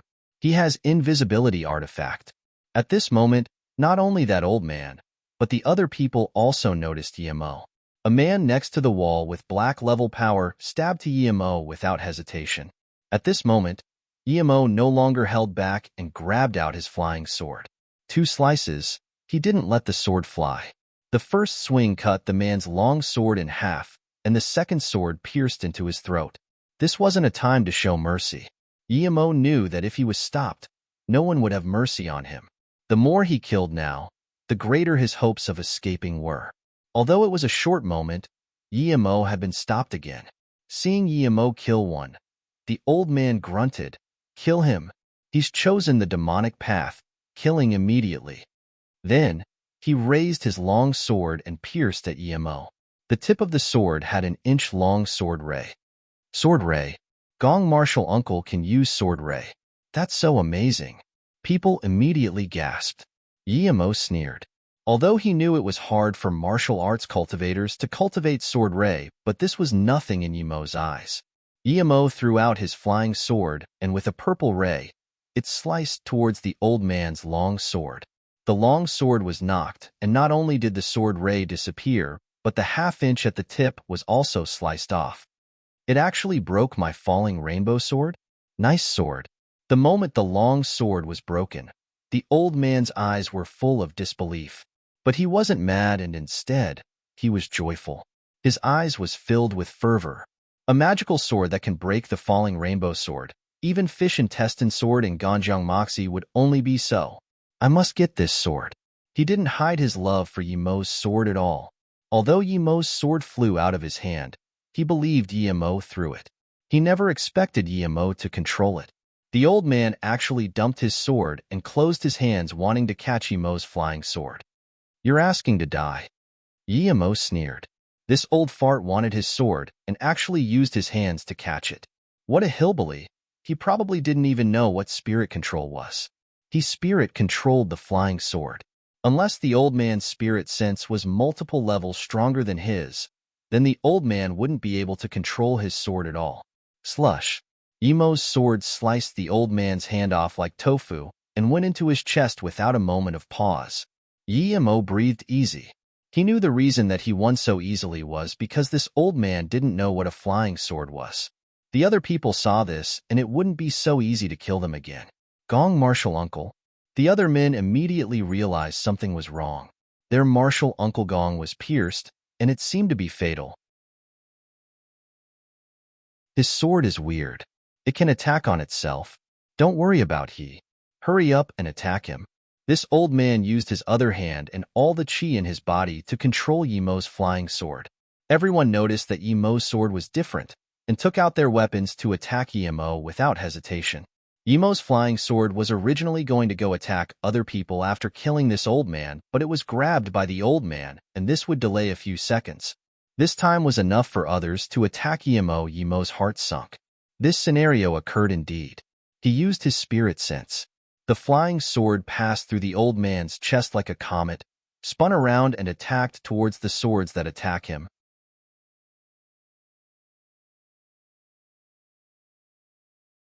Earth-level martial artists were much stronger and faster than Black-level. Yimo could easily kill Black-level, but he was having trouble with the surrounded attacks of Earth-levels. Earth-level martial artists were much stronger and faster than Black-level. Yimo could easily kill Black-level, but he was having trouble with the surrounded attacks of Earth-levels. Other than the old man he killed, there were 2 Earth-levels out of the 5 attacking him, and they were both intermediate stage. Although Yimo had summoned back his flying sword, he was still a step slower. The flying sword stopped the 3, but couldn't stop the other 2. Yimo used a wind blade on the Black level while punching the back of the sword of an Earth level. This was just a moment. The Earth level struck back by Yimo retreated a few steps and happened to see Yimo kill that Black level with wind blade. Although he didn't know what projectile Yimo used, but it was obviously very strong. Yimo breathed again and didn't hesitate. He didn't hold back at all, using multiple wind blades while hurling his flying sword quickly at the Earth level he struck back. The moment that Earth level was struck back, he felt Yimo's inner chi wasn't much stronger than his, but his flying sword, and that invisible projectile was very strong. Seeing the flying sword come over again, he felt a sliver of fear at the bottom of his heart. He quickly called, "Stop! Do you really want to kill everyone? We're from the He-Lu sect, one of the 6 big sects of the hidden sections. You offend us, and there will be nowhere you can run. You won't even have a place to bury you." As he spoke, he dodged the flying sword again. Yimo's guess was right. Once they knew the properties of the flying sword, it would take longer to kill Earth levels. Slash. Yimo used Windblade to kill 2 more, and the remaining one was also Earth level. Those 2 Earth levels obviously knew Yimo's flying sword's properties and started to stick together to deal with Yimo. Yimo had used up a lot of spirit chi, and his flying sword was getting slower, and he couldn't do anything to them. At this moment, Yimo's heart was burning with desperation. He had to kill these 2 very rapidly and run. Otherwise, more and more people would come, and his chance of escape would grow less. If it wasn't that the hidden sect was too threatening, perhaps the police outside would have come in already. His spirit chi depleted rapidly, and if he didn't waste 2 hours underground, perhaps he would have lasted longer. But now, although the 2 Earth levels were having trouble with his flying sword, he couldn't kill them. This made him desperate. "Stop. Take back your flying sword. If you continue, my sect swears to annihilate your family." The other Earth level didn't know Yimo was low on spirit chi. He only knew that if he continued like this, they would be killed. Although his face was pale, Emo still sneered and said, "I'm not afraid of threats. Die." Then, Emo spat out a mouth of essence blood. His flying sword accelerated and made a sharp turn, slicing through their necks. Blood spewed like a fountain, and the two earth levels died. Emo stumbled. He burned his essence blood to kill these two, and was at the end of his strength.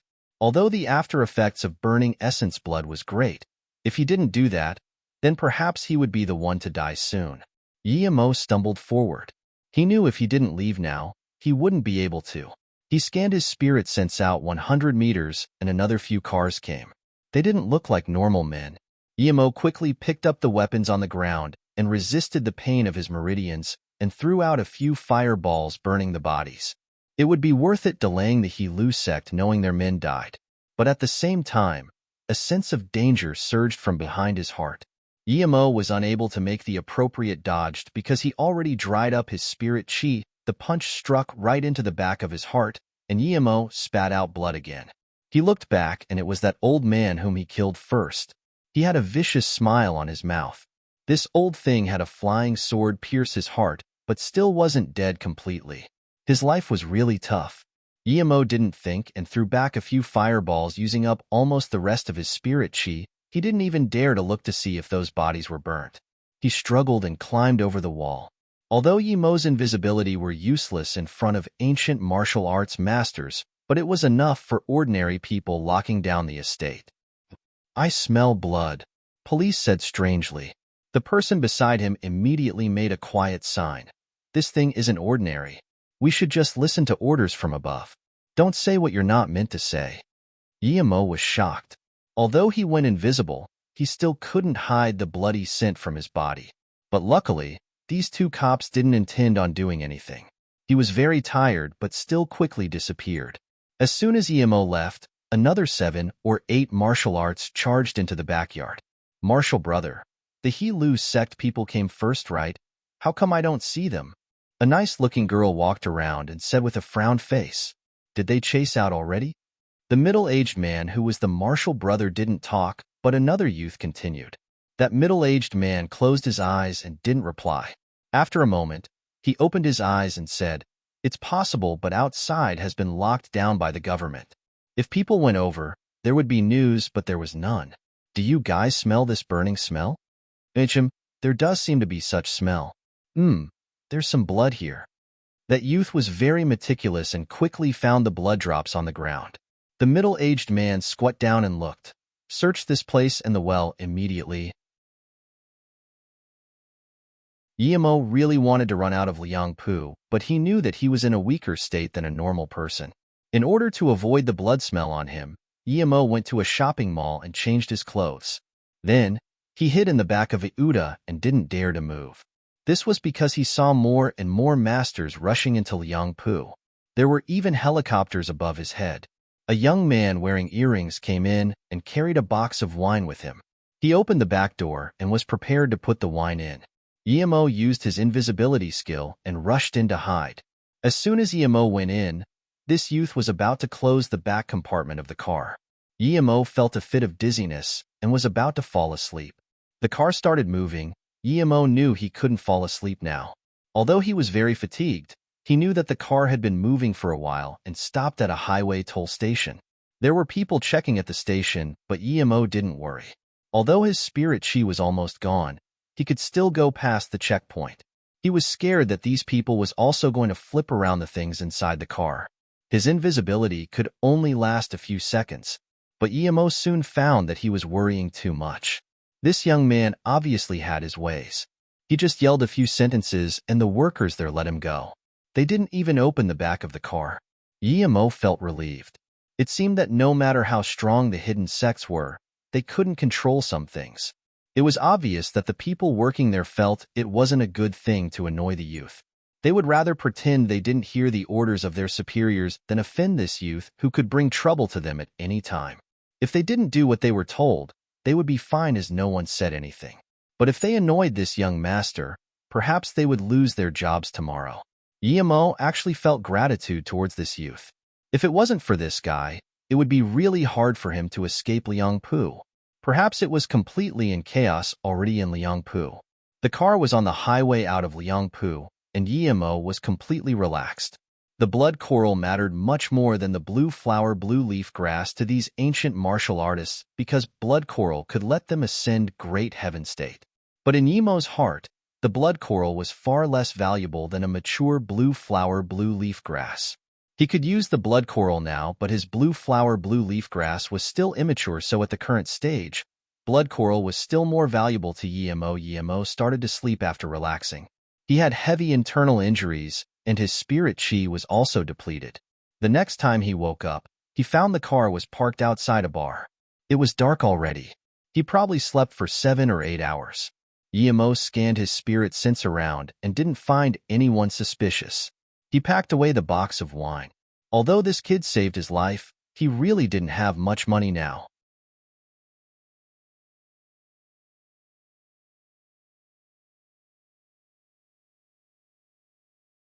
Yimo stood at the door of the boisterous bar and looked at his ring.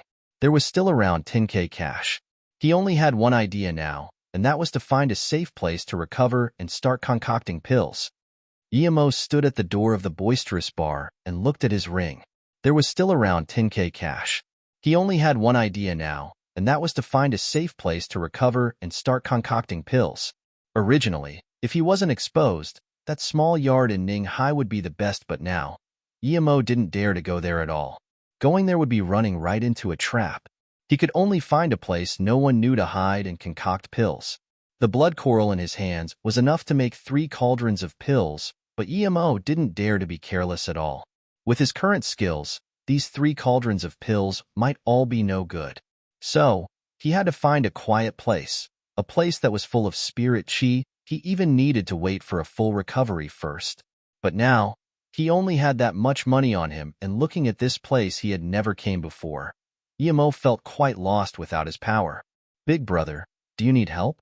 A woman with a half-naked breast walked in front of Yimo and asked while crossing her arms on her chest. Her eyes were full of seduction.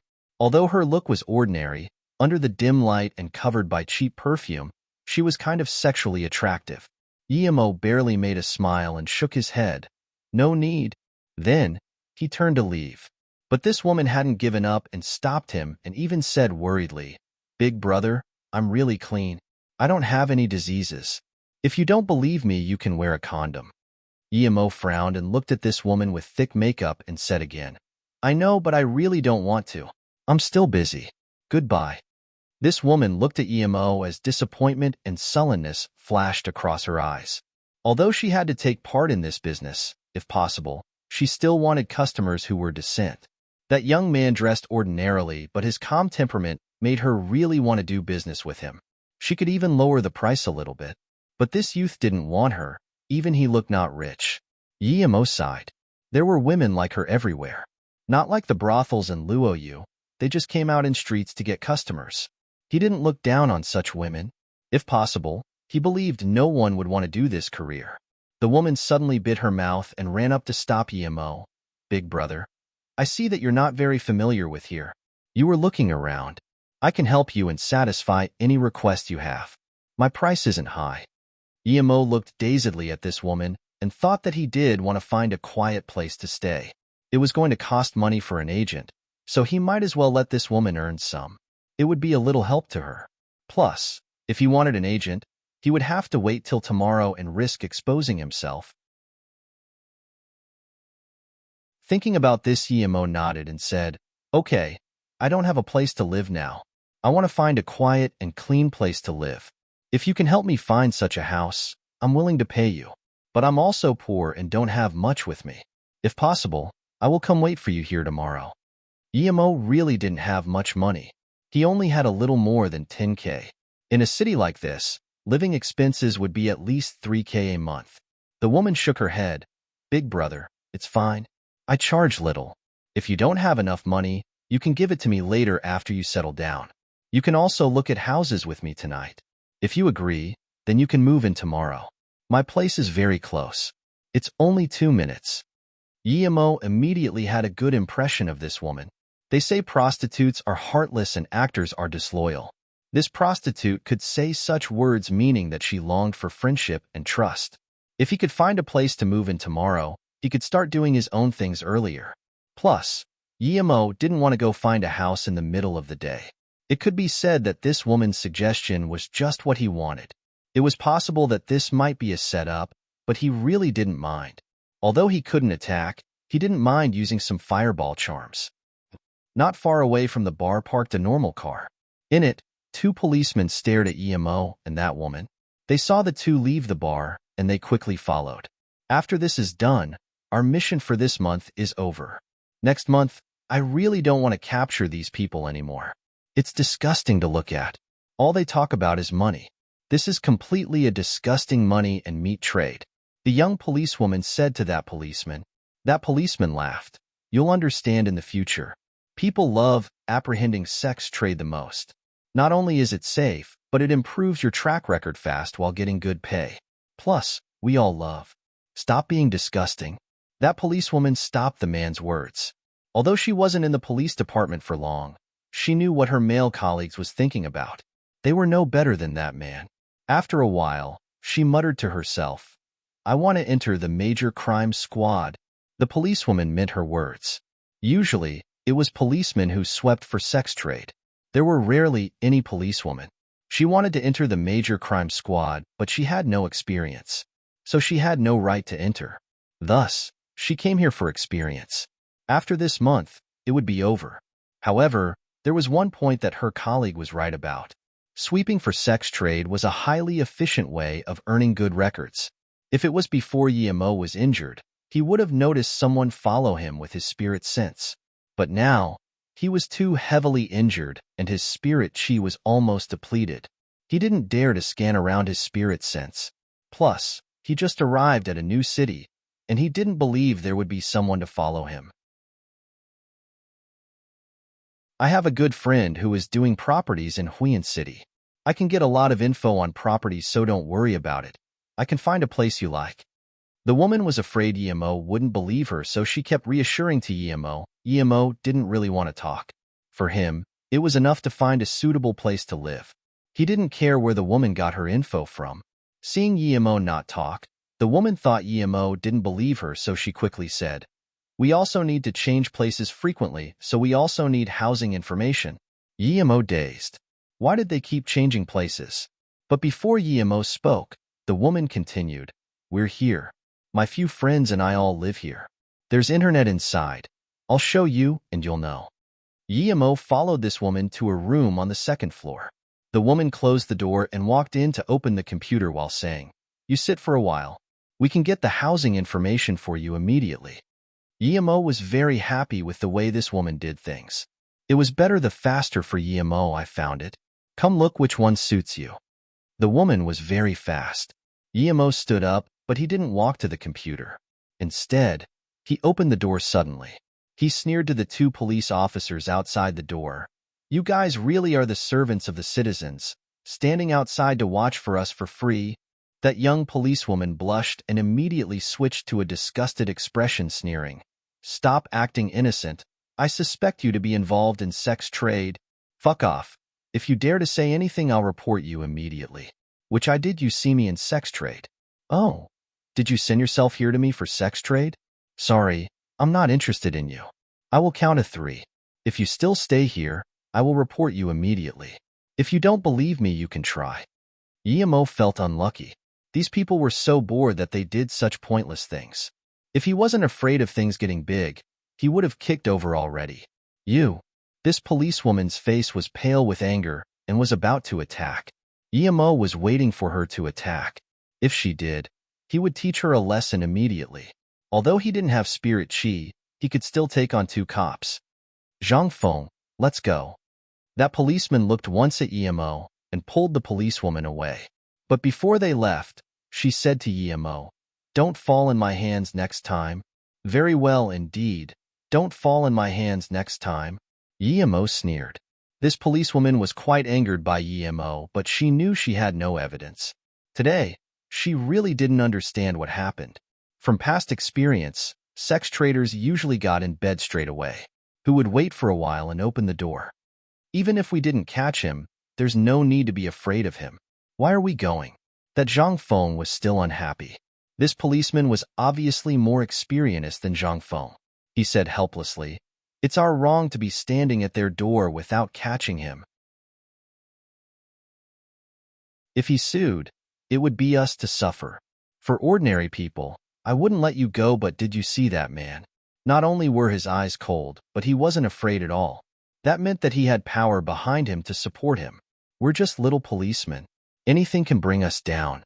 But since this person already has a authority background, he still comes for prostitutes on the streets. No class at all."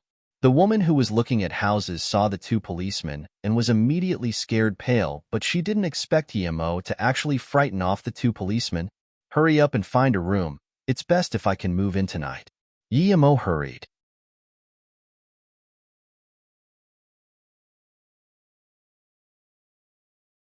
"The housing info is here. You can come and have a look." At this moment, the woman reacted and started to feel reverence towards Emo. People in their profession feared police investigation the most, and this youth in front of her actually yelled the police away. He must not be an ordinary person. "The housing info is here. You can come and have a look." At this moment, the woman reacted and started to feel reverence towards Emo. People in their profession feared police investigation the most, and this youth in front of her actually yelled the police away. He must not be an ordinary person. Emo walked in front of the computer and saw there were large amounts of housing info. He clicked open one of them. There were pictures and descriptions. Most of these houses were quite cheap, and a lot of them were in densely populated areas. Emo frowned. He wasn't happy with these houses. However, lucky that there were a lot of options. Emo looked down and soon found one that was very suitable for him. Lakeside Villa. This real estate was very large and didn't seem to have been completely constructed.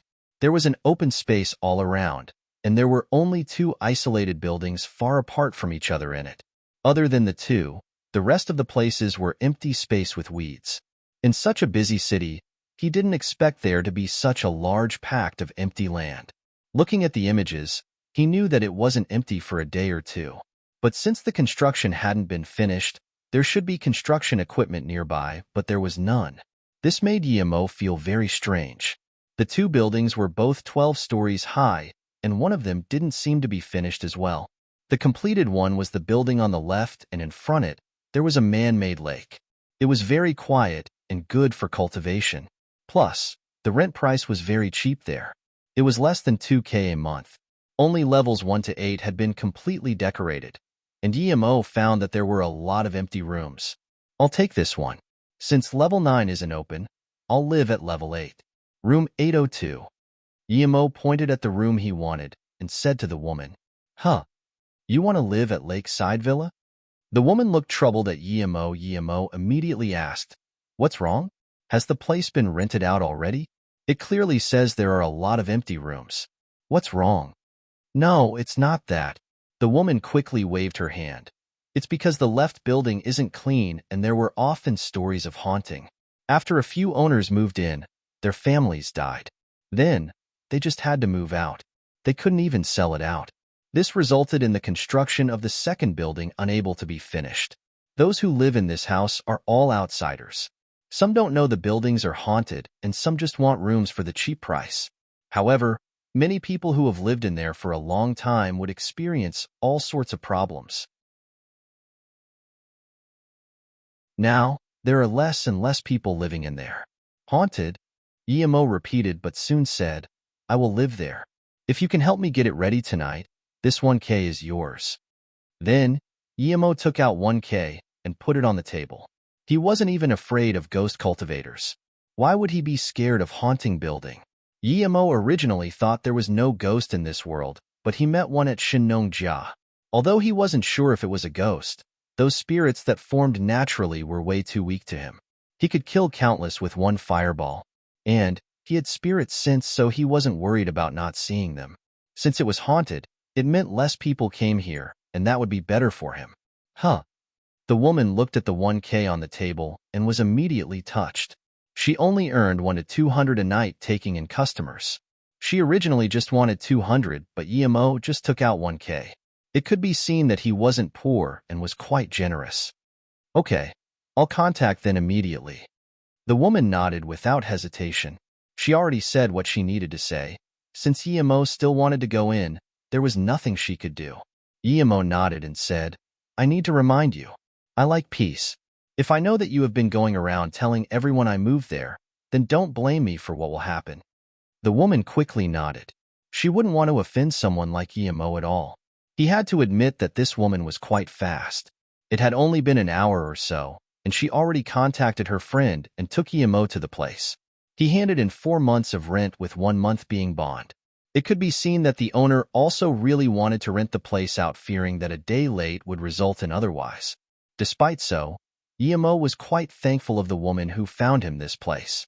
She could tell him the bad sides of the building, meaning that in the depth of her heart, she was quite kind.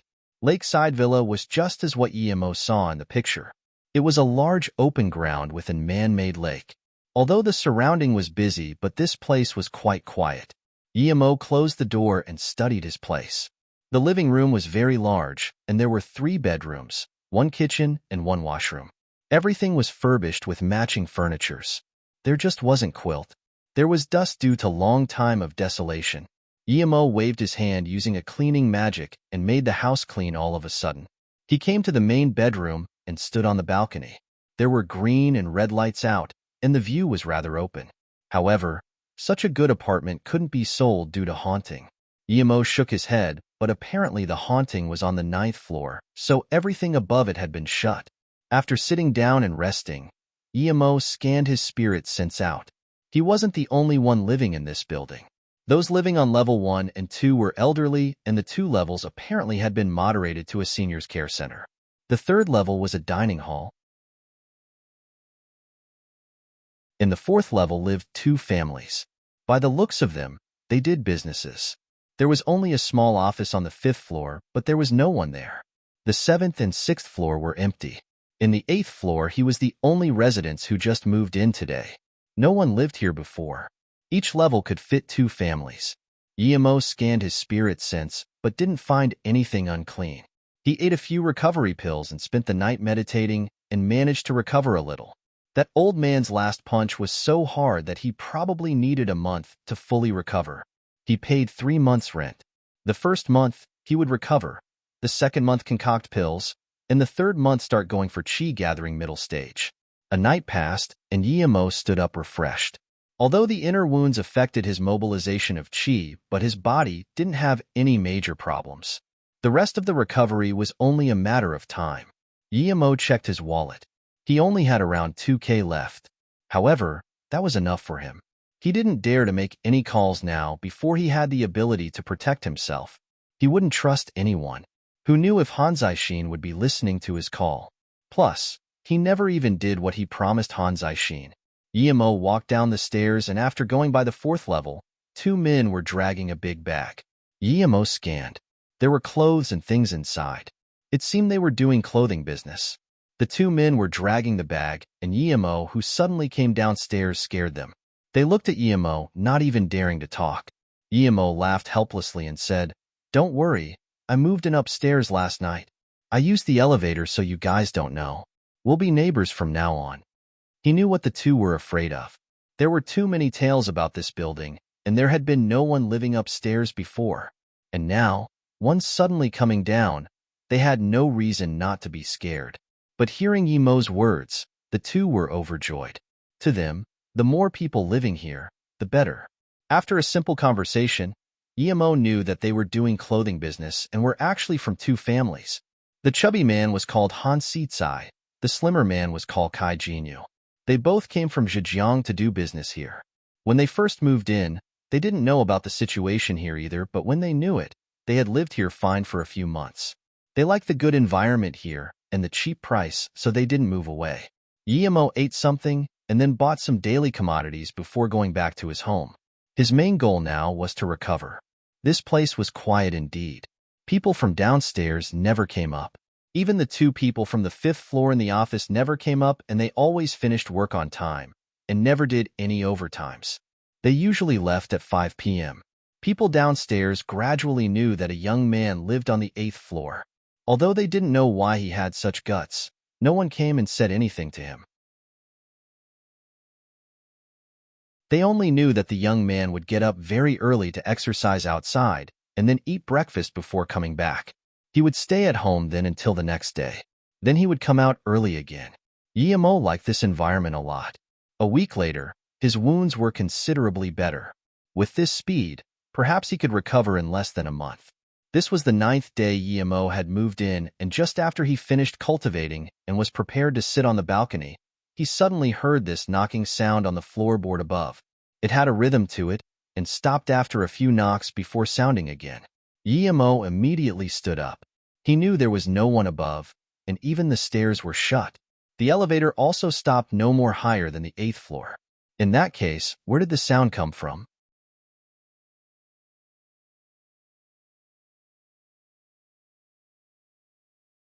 Emo scanned his spirit sense out immediately, but found out that upstairs was completely empty.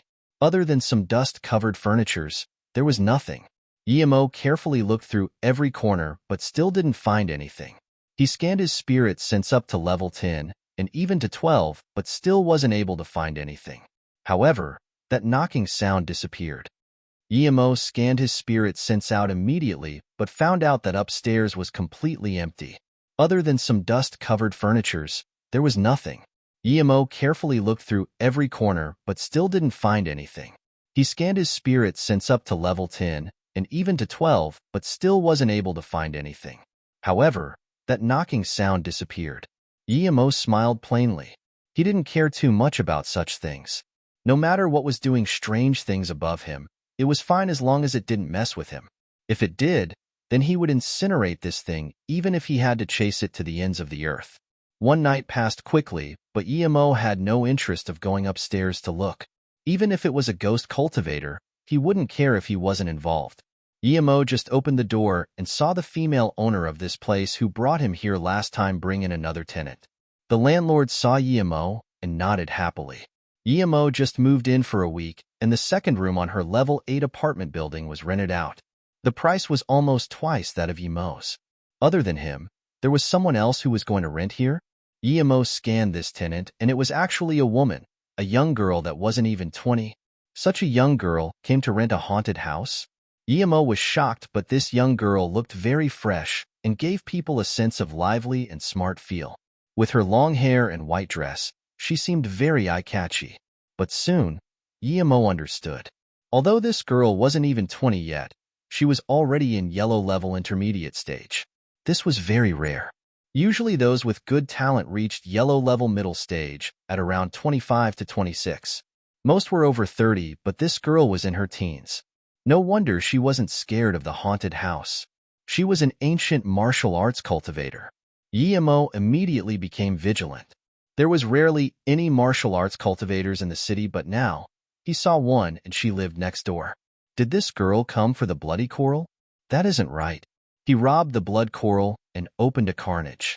If she really came for the blood coral, her sect shouldn't just send a little yellow-level middle-stage girl for him. She was a lowly. The landlord really knew how to talk and said to Emo, "Emoing, you and Luoxian will be neighbors from now. You need to look after your new neighbor." Of course Emo knew what the landlord meant. The landlord tricked this pretty little girl here and was just leaving her after taking the rent. She told him to look after her. From this, it could be seen that the landlord wasn't bad to the bones, but she was quite bad. He could imagine that if this girl wasn't an ancient martial arts cultivator and lived here by herself, perhaps she would be scared to death by that knocking sound at night. If some ghosts really came, she wouldn't even be able to live. But Emo knew this girl wasn't so simple. She reached yellow-level middle stage at such a young age, and her inner chi was rather abundant. She wasn't someone to be easily messed with. She definitely wasn't tricked here by the landlord. Perhaps she had some motives.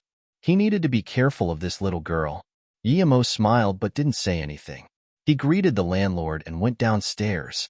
As expected, when this girl heard the landlord's words, a sliver of contempt flashed across her eyes, but she didn't say anything. Then, she immediately frowned and sighed. It seemed her character really wasn't good enough. If she was, then she shouldn't have felt contempt but nothing instead. So what if this person could look after her? Why did she look down on ordinary people? Emo drank soy milk beside the chun and uni every morning. The soy milk here was tasty and cheap. Emo really liked it. Every morning, he would have a few bean buns and a bowl of soy milk and then go back to cultivate. This life made Emo feel very serene. If he didn't have so much troubling things, he would rather live like this forever, but he knew it was impossible. Still had so many enemies to deal with, and even after he was done with them, he needed to find spiritful things to cultivate. He really didn't want to live a boring life and die. Emo didn't leave as soon as he finished breakfast. He sat for a while more and mobilized his chi. It felt good. Perhaps in another week, he would recover completely. Why did she come? Emo looked up and saw that girl who just moved in come into this soy milk place. She asked for a bowl of soy milk and 2 bean paste buns. She sat down and saw Emo opposite her. This girl smiled gently but didn't say anything. Emo stood up. He was prepared to leave, but before he left, 2 youths came into this shop. One of them was actually the young master with an earring. It was he who brought Emo out of Liangpo. Although he didn't know what he did, Emo was very grateful. This young master obviously didn't come to drink soy milk. He walked up to the girl straight away and looked at her in shock until the girl started to frown. Then, this youth was like a drooling pig and sat down in front of her. Pretty girl, hello. I'm Wu Zhenjuan. I saw you once at Kiyuni yesterday, and it was like meeting a goddess. I originally thought I would never be able to see you today, but I didn't expect to meet you here. We're really fated to meet again. The youth wanted to act scholarly and poetic, but his words and his outfit was completely opposite. It was quite funny. The girl frowned. Sorry, I don't know you. Please move aside.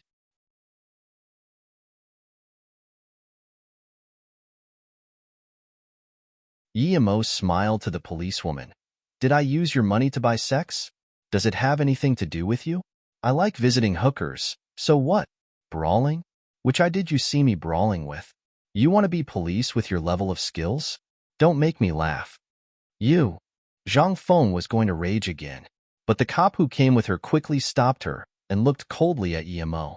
But before he spoke, he recognized Wu Zhenjuan who stood behind Emo. This policeman's face changed immediately, but immediately returned to a smile. He walked in front of Wu Zhenjuan and said, Young Master Jun, don't worry. Did this kid attack you? I'll take him away immediately. Shut up.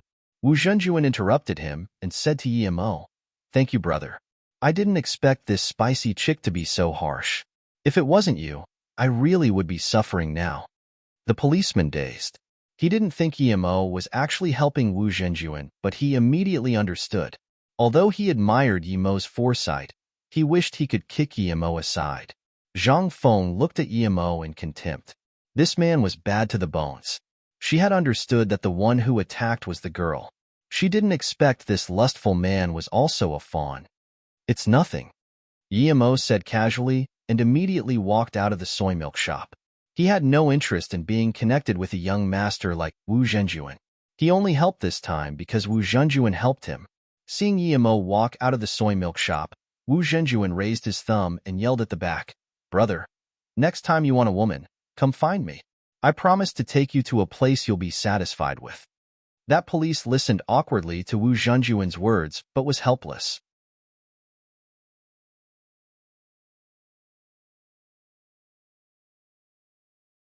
When Emo came back home, he immediately started treating his wounds with qi. Emo didn't know at all why this girl called Luo Xin came here, but her arrival gave Emo a sense of anxiousness. He must recover his strength quickly. He had a feeling that the girl wasn't by herself. Perhaps she had a few companions. She came here for something. When Emo came back home, he immediately started treating his wounds with qi. Emo didn't know at all why this girl called Luo Xin came here, but her arrival gave Emo a sense of anxiousness. He must recover his strength quickly. He had a feeling that the girl wasn't by herself. Perhaps she had a few companions. She came here for something. After a few meridian cycles, Emo opened his eyes. He felt his wounds were better once again. He nodded and stood up with satisfaction. He looked outside and the sky was getting dark. There was the sound of opening door from his neighbor. Emo scanned his spirit sense out and knew that Luo Xin girl had come back. He was very curious about where she came from and scanned his spirit sense into Luo Xian's room. With his current power, it was hard for Luo Xian to notice his spirit sense. Once he reached Qi gathering middle stage, even normal earth levels wouldn't be able to find his spirit sense. But soon, Yimo was dazed. Luo Xian was actually a nun. When she opened the luggage case, there were a few sets of nun clothes. There were so many nuns nowadays, even in the city. But Yimo was more certain that Luo Xian was probably the disciple of some sect, quite possibly a hidden sect. Yimo grew more careful. Was it too dangerous for him that Luo Xian was a hidden sect student? But he didn't want to change place. He finally found such place that was suitable for cultivation and concocting pills. He thought for a long time and was sure that Luo Xian didn't come here for him. She must have come here for something else. In another week, his wounds would recover, and even if something happened, he could run away. When Luo Xian was packing things, Yimo noticed a large pile of books. It seemed that Luo Xian was really studied at Kuyuni. Yimo kept his spirit sense on Luo Xian and found that after Luo Xian finished packing, she took some clothes and went into the bathroom. It seemed that she was going for a shower. Yimo didn't follow in with his spirit sense. He wasn't interested in watching a loli take a shower. Yimo took back his spirit sense and started to cultivate. A few hours later, Yimo heard another knocking at the top of the building. He stood up and his spirit sense scanned on Luo Xian. Luo Xian also heard the knocking on the 9th flower. She wasn't as calm as Yimo and stood up abruptly. It seemed she was also meditating before. Yimo found her face was a bit pale. Although she was yellow-level middle-stage ancient martial artist, she was still scared facing against such uncertainty. Yimo laughed to himself. Weren't nuns and monks supposed to catch ghosts? But she was scared hearing knocking sounds. Yimo saw her walk to the balcony, probably to close the window. However, Yimo didn't expect that she actually went onto the balcony and crawled to the 9th floor. Yimo couldn't help to compliment her courage. She dared to go up to the 9th floor in the middle of the night to hunt ghosts.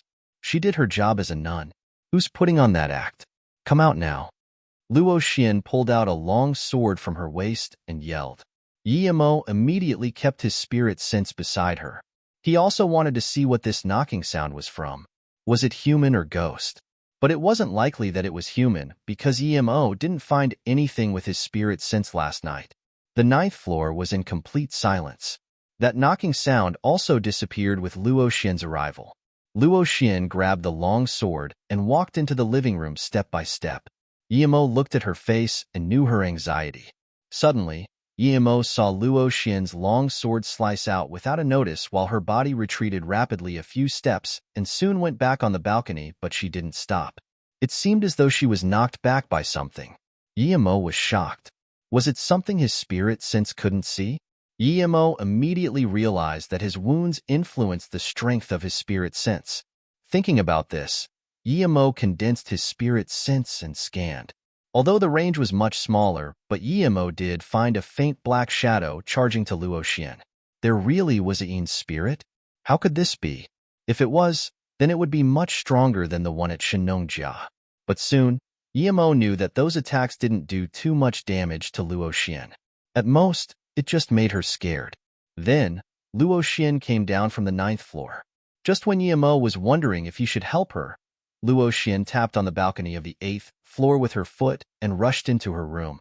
From her agility, it seemed her qinggong was really good. However, that faint shadow didn't pursue and disappeared on the 9th floor. Just when Yimo wanted to search for it again, he couldn't find it. Yimo wasn't in a rush. When his wounds recovered, nothing would be able to hide. Yimo's spirit sense came back and fell onto Luo Xian. She sat in her room with a pale face, but she took out a jade vase and took out a pill to eat. Her face started to look better. Then, Yimo saw her take a peach tree wood sword and hung it on the door, and then started to recover in meditation. Although this girl was only yellow-level middle stage, she was quite brave. However, Yimo wondered how she saw the ghost thing. Yimo didn't believe she had spirit sense. A night passed. The next morning Yimo got up and cleansed himself. His door was knocked. Yimo dazed. He had been here for 2 weeks and no one even came nearby his place. Who would knock on his door? Yimo scanned out his spirit sense and immediately found Luo Xian at the door. Yimo opened the door and studied Luo Xian from head to toe. Her complexion seemed fine, but seemed a little fatigued from the events last night. As though seeing Yimo was fine, Luo Xian's eyes flashed across an almost unperceivable relief. Then, she looked at Yimo, who blocked the doorway, and said, "We're neighbors, and the landlord also told you to take care of me. Aren't you going to invite me in for a seat?" Yimo didn't understand what her intentions were, but since she already said this, he could only open the door and say, "Then, please come in and have a seat." Luo Xian smiled, and Yimo sighed to himself. This girl was almost as good as Ning Qingshuer in looks. No wonder when young Master Wu saw her, he was like a drooling pig. Thinking about Qingshuer, a sliver of morose flashed across Yimo's eyes. He didn't want to think about her again, but he couldn't help it sometimes. Yimo then thought about Luoing and wondered how she was doing. When he was stage 4 Qi gathering, he could step on the flying sword and search for her. As though seeing the sadness in Yimo's eyes, Luo Xian had some shock in her eyes, but soon recovered and sat down. She casually looked around Yimo's house and said, "I'm Luo Xian. I'm studying at Kiyuni. We're neighbors now. I still don't know what you're called." "I'm Mo Ing, a jobless nomad." "Oh, perhaps I will go out to find a job in a while." Yimo saw that strange look in Luo Xian's eyes and felt uncomfortable, so he explained. He was going to find a job, just not now. As though seeing what Yimo thought, Luo Xian didn't put down Yimo obviously. She thought she knew what sort of a person Yimo was. To be honest, a lazy person and liked to find prostitute. She smiled and was not interested in bullshitting with Yimo and said straight up, "I heard it's unclean here. Did you live here for a long time?" "Coming here to find info." Yimo smiled and knew Luo Xian's intentions. But he had no news for her and said, "I only moved here less than a month ago." Yimo wasn't sure if this girl was here to investigate, so he said an obscure timeline. This girl seemed astute, and perhaps she would know something if he told her the real time. But obviously, Yimo was thinking too much. Luo Xian asked again, "You've lived here for so long. Have you observed anything, or heard any strange noises?" Yimo shook his head cluelessly and said, "I don't know about that. Each day, I just drop on the bed and sleep. Why would I even care about that?" "Have you not heard that this house is haunted? It's said that because a few people died here, this apartment could not be sold out nor rented out." Luo Xian didn't seem to be satisfied with Yimo's attitude and used the haunting to try to scare him. Yimo stretched his arms and said in a whatever attitude, "I'm poor and lazy. Even if there was a ghost, it wouldn't come for me. Plus, teachers taught us not to be superstitious. I didn't even go to uni and I know this. You are going to uni, but you're still so superstitious."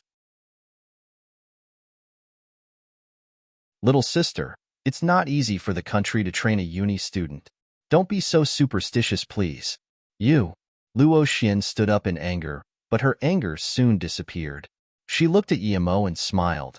"You sucked up to a young master yesterday. You won't be poor in the future. Although you're not superstitious, but my hometown has the customs and stories of ghosts. Hang this peach tree wood sword on the bedroom door. Perhaps it will be good for you."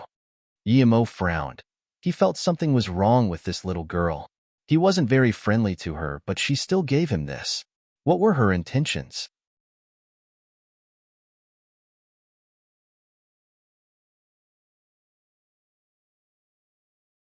Yimo frowned. Why did he feel something wasn't right with this little girl? He wasn't very friendly to her, but she still gave him a peachwood sword. Yimo frowned. Why did he feel something wasn't right with this little girl? He wasn't very friendly to her, but she still gave him a peachwood sword. Seeing as though Yimo didn't quite believe her, Luo Xian, seemingly angry, dumped the peachwood sword and left. Yimo thought, did he think wrongly of her? Girls were soft-hearted after all. Was she really trying to protect him? Yimo picked up the peachwood sword and scanned it with his spirit sense. Immediately, he sneered. He understood what was going on. This wasn't a peachwood sword at all. It was a sword made from black dye wood. Black dye wood was very rare, but Yimo knew it attracted ghosts. This wood grew in places with extreme Qi and also contained Qi. The low-level ghost cultivators in the cultivation realm liked using this material to cultivate. Now that this girl gave this to him, the intentions were obvious. She wanted to use this to attract the ghost to his room. Although he didn't know why, Yemo was sure the intentions weren't good. However, Yemo didn't think she wanted to harm him. If she did, killing him would be so much easier in her opinion. There was no need to attract the ghost with the black dyewood. However, Yemo wouldn't naively think that she wanted to get the thing down and annihilate it. If that was the case, she would hang it in her room, not his. No matter what, Yemo wasn't going to take it. He took this and really wanted to hang this on her room, and even wanted to hang his Fiend bead there. With the Fiend bead there, all sorts of ghosts and spirits would rush there. But Yemo didn't want to do this. It wasn't because he didn't want her to get scared, but he didn't want to use the Fiend bead. What did she want to do? Yemo scanned his spirit sense out. Luo Xin sat in her room and drank some water while talking to herself. Your fault for being such a bad person. I'll scare you this once. But you're also helping me out. When I get the ghost down, I will annihilate it. Otherwise, I'm really scared by myself. Although Yemo's attention was very focused, he couldn't really hear what she said. She seemed to have said something about being scared. Did she want to annihilate the ghost but didn't dare to do it herself, so she purposely put the black dyewood in his room, and when the ghost came, she would come and help. With him being there, she would be braver? If that was the case, then this was too funny. Yemo didn't know that his guess was spot on. Luo Xin thought this exactly. Although she was a yellow-level middle-stage ancient martial arts cultivator, she was still a girl. And because she faced the evil spirit alone last night and almost fell to her death, if her Qinggong wasn't good, perhaps she would have died already. So today, she wanted Yemo to be by the side to bolden her. And Yemo was a man. He had strong yang qi. This would lower the ghost's power. Yemo thought for a long time and couldn't decide on anything, so he casually dumped the black dyewood aside and went out to eat breakfast. Yemo rarely took the elevator. He liked to walk down along the stairs. Usually, when he passed the 4th level, he would see Han Sicai and Kai Jingyu and have a chat, but today when he passed the 4th floor, he saw the two moving things in a hurry. There were 2 women and a few kids helping out. Were they moving? Yemo thought and asked, "Are you 2 moving away?" Han Sicai saw Yemo and quickly came over. "Emoing brother, did nothing happen at your floor last night?" Yemo subconsciously shook his head and said, "What thing? Nothing?" But as soon as he finished, he remembered Luo Xin going upstairs last night. But Han Sicai shouldn't be able to know such a thing. Han Sicai looked around carefully and then whispered by Yemo's ear, "Emo brother, you need to move out quickly. That ghost came again last night. There's a small office at the 5th floor. For the first time, the boss stayed over and didn't leave. In the morning, we found his dead body in the office. This building is very evil. Lao Kai and I are leaving today. People died at the 5th level? No wonder when he came down, there seemed to be less people. Did that thing come down last night?" Yemo frowned. He decided to go up and have a look tonight.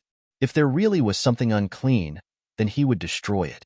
If people died a lot, then police would come frequently and that would disturb his peaceful life. Yemo agreed and was no longer in the mood to say anything to them. He went to the soy milk shop and called for a cup. Then, Luo Xin came. Yemo didn't expect this woman to sit opposite him again, and also asked for a cup of soy milk and 2 bean buns.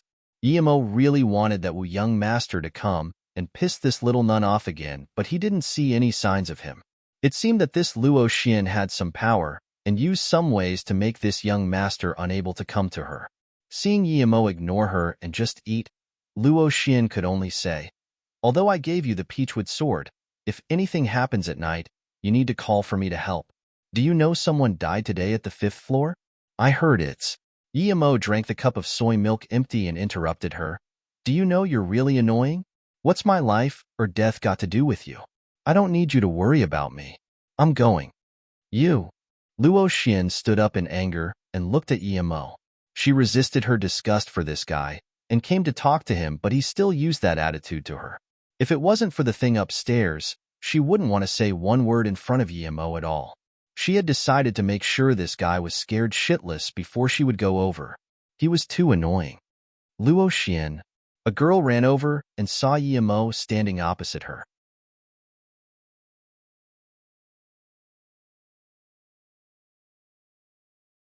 This is quite interesting.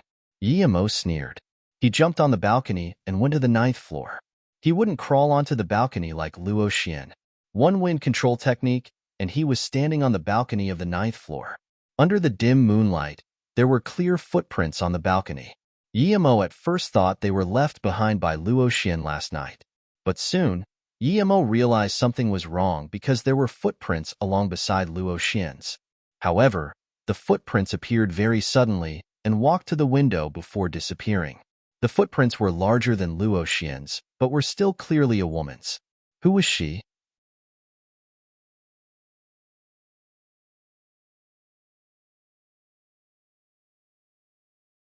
In a broken-down Taoist temple, 3 women and 1 man gathered here.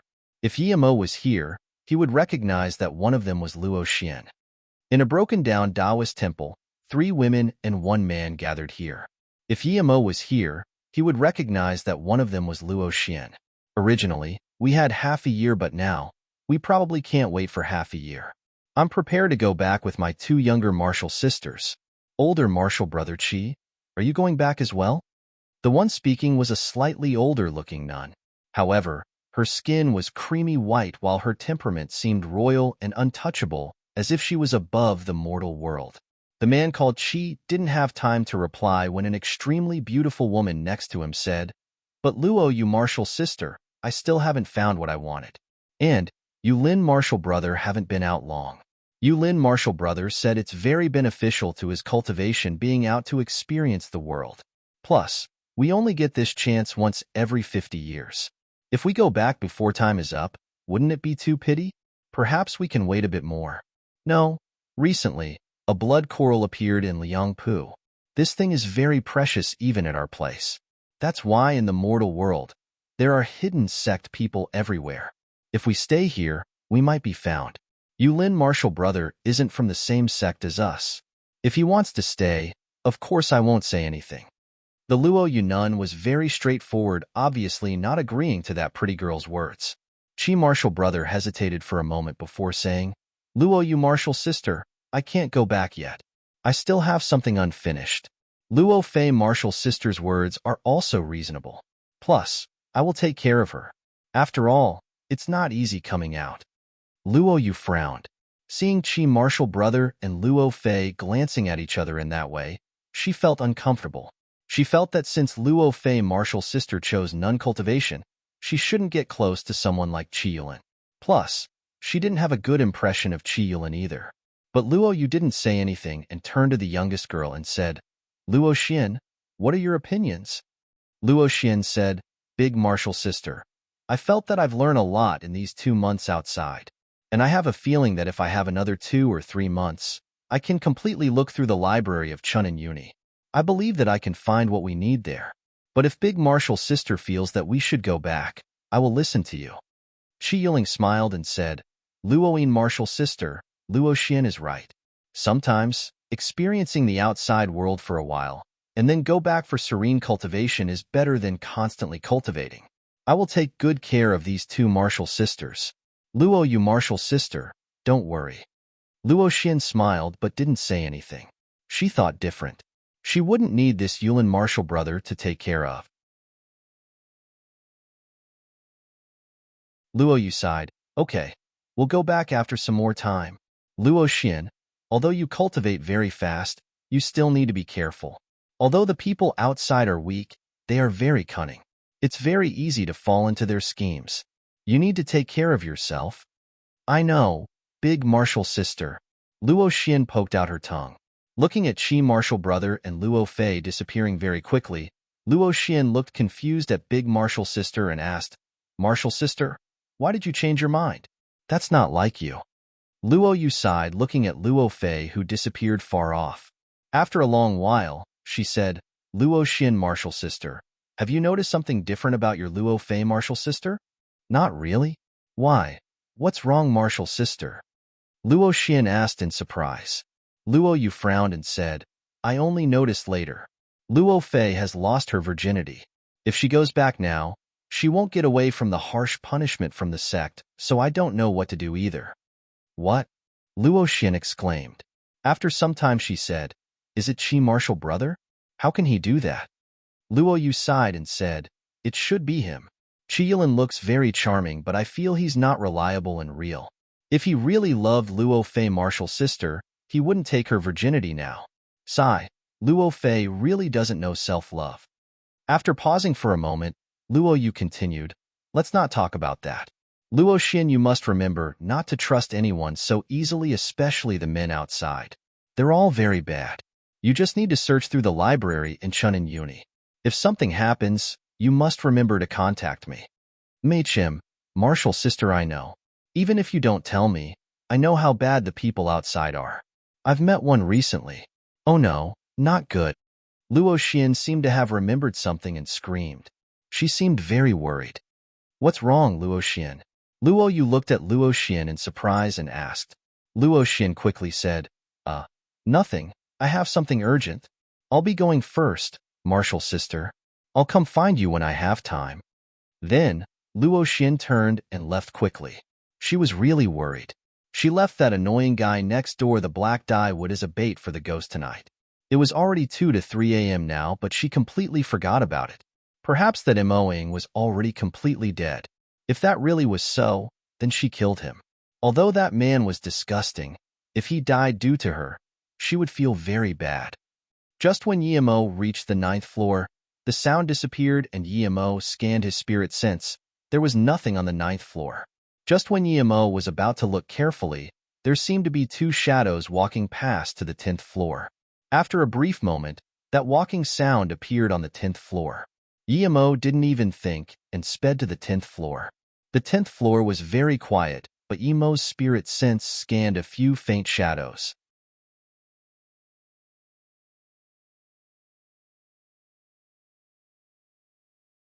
There were also countless methods of feeding and keeping ghosts.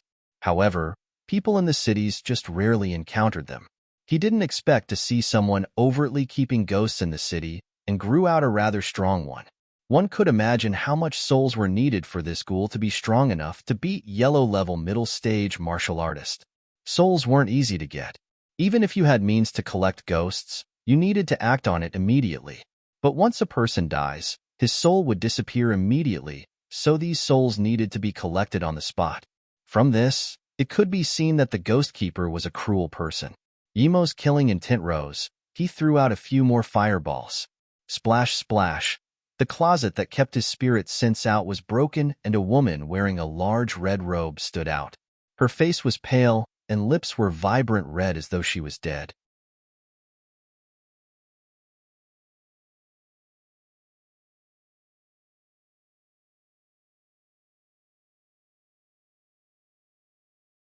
Yimo sneered, "Since I came, if I let you go so easily, you'd be overestimating yourself." And Yimo was sure that the woman wasn't going to give up like this. For someone like her, she wouldn't pass out on him who had so much power. To her, his soul was probably worth more than thousands of normal ghosts. As soon as Yimo finished, that ghoul behind him suddenly charged at Yimo speedily. Yimo didn't even turn, and multiple fireballs enveloped the ghouls. An extremely putrid smell came. After a fit of sharp shrieks, the ghoul behind Yimo was burnt into nothing. "You dare to kill my little pet?" The red-clothed woman screamed as though her lifeline was killed by Yimo, and she charged to Yimo immediately. Yimo said plainly, "You're a mere yellow-level tertiary stage ancient martial arts cultivator, and you dare to act cocky in front of me?" The woman stopped suddenly in her tracks and looked at Yimo in surprise. After a good while, she stuttered. You can see what my power level is? This isn't something you can know. I will take your life. You've killed so many people, so you can go die as well." Then, Yimo shot out more than 10 fireballs around the woman. The woman shrieked, "Don't kill me. I'm a pupil of the 4-state 9 Moon Temple. If you kill me, you will be hunted down by the masters of my sect." Yimo sneered. 9 Moon Temple, is it very strong? Not long ago, I killed a guy called Nya Wubian. I wonder if he came from your sect. But no need for a hunt. In a while later, I will go to the 9 Moon Temple personally. This disgusting place does not deserve to exist. Hearing Yimo's words, the red-robed woman screamed. "You actually killed Wubian, martial brother? Let me go. I'm willing to help you do anything. Before she finished her words, she was burnt to crisp by Yemo's fireball with only some dust left flying around. Yemo then looked at that thing that could block his spirit sense. It was a very strange wood. Yemo couldn't recognize it, but it had already been burnt pretty badly by his fireball, so Yemo just burned it down completely. This woman definitely had an artifact to control ghosts, but Yemo didn't like such dirty stuff, so he didn't even ask and burn everything. Yemo scanned his spirit sense out. As soon as he killed the woman, all the ghosts from downstairs floated out and disappeared in nature. It's finally quiet now. Yemo sighed. He could go back to concoct pills. But why was none of the disciples of this 4-state, 9-moon temple good? All of them were completely disgusting. Yemo went back to the 8th floor and forgot to ask the woman if she made the elevator rise up to the 12th floor. But it probably was her. Who else would be that bored? Yemo went back to his room and took out the blood coral. He carefully cut a third. He never hoped he would succeed on the first try, so he planned to concoct one cauldron first and then find the difficult parts of making the chi-increasing pill. Then, he would make preparations and wholeheartedly make the second cauldron of pills. That Luo Xian still hadn't come back, and she probably wouldn't be coming back tonight. This was perfect. Yemo didn't want anyone to disturb him while he concocted pills. He took out the Shin-Nong cauldron and shot out a gust of chi fire. Then, he took out some supplementary ingredients and dumped them into the cauldron as he started to melt them. There were many supplementary ingredients that could be used for the chi-increasing pill. What Yemo used now were all from the Shin-Nong Jia. Although they weren't as good as the ones in the cultivation realm, but they were still decent in improving the potency of the pill. Half an hour later, Yemo took out the waste from the cauldron and cut another piece of the blood coral and dumped it in. Another hour later, the medical droplets of blood coral started to coagulate. Yemo was getting more and more anxious. It would be good if he could concoct the chi-increasing pill on the first try, but if he couldn't, he would waste a cauldron full of ingredients. But after half an hour, Yemo started to sweat. The chi-increasing pill wasted too much spirit chi and wasn't something he could concoct now. But he had no choice. If he didn't make one, it was impossible to break through fast in this environment. Yemo went from strange to familiar with the concocting process, but the chi-increasing pill still had no signs of forming a pill. Although Yemo was worried, he knew this cauldron was probably going to go to waste. It wasn't that his method was wrong, but that his chi wasn't enough. If he had a pill for chi recovery now, he was sure he could finish concocting it. He knew his chi wasn't enough, but Yemo didn't want to give up. He still held on tight. He was trying his luck. Perhaps by accident the pill would form. In a loud bang, the still liquid ingredients exploded in the cauldron, causing an air wave, pushing Yemo out. Yemo's clothes were completely blown off, and his hair was like wild grass. His body was red with the steaming drips of the ingredients. Yemo felt hardness of breath as his mouth seeped blood. Luckily, the inner wounds weren't serious. His power was still too low. Yemo sighed. Just when he was getting up to pack up, his door was kicked open. Yemo didn't have time to scan his spirit sense and just took back his cauldron without thinking. At the same time, his spirit sense locked onto his flying sword. That person dared to kick his door. He doesn't want to live. Emo Ing, are you okay? Sorry, I had something on and I forgot about this. I'm really sorry. It was Luo Xian who charged in. Her eyes were indeed full of anxiety and worry.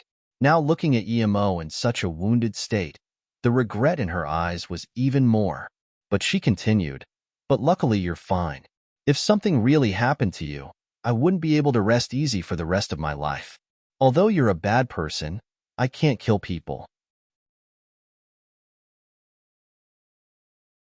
What was she on about? Yemo frowned, thinking what had his concocting pills got to do with her. Why was she so worried about him?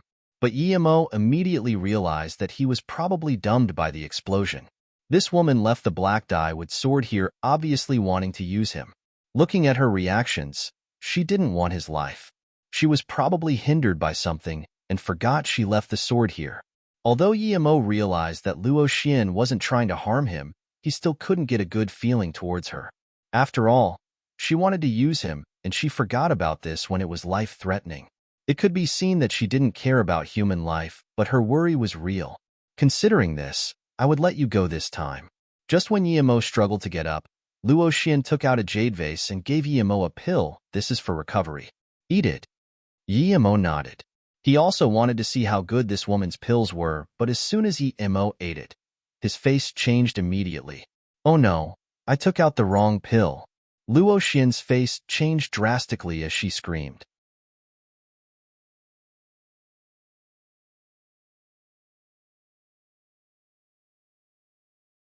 I actually gave you Qi recovering pill for you. What should I do?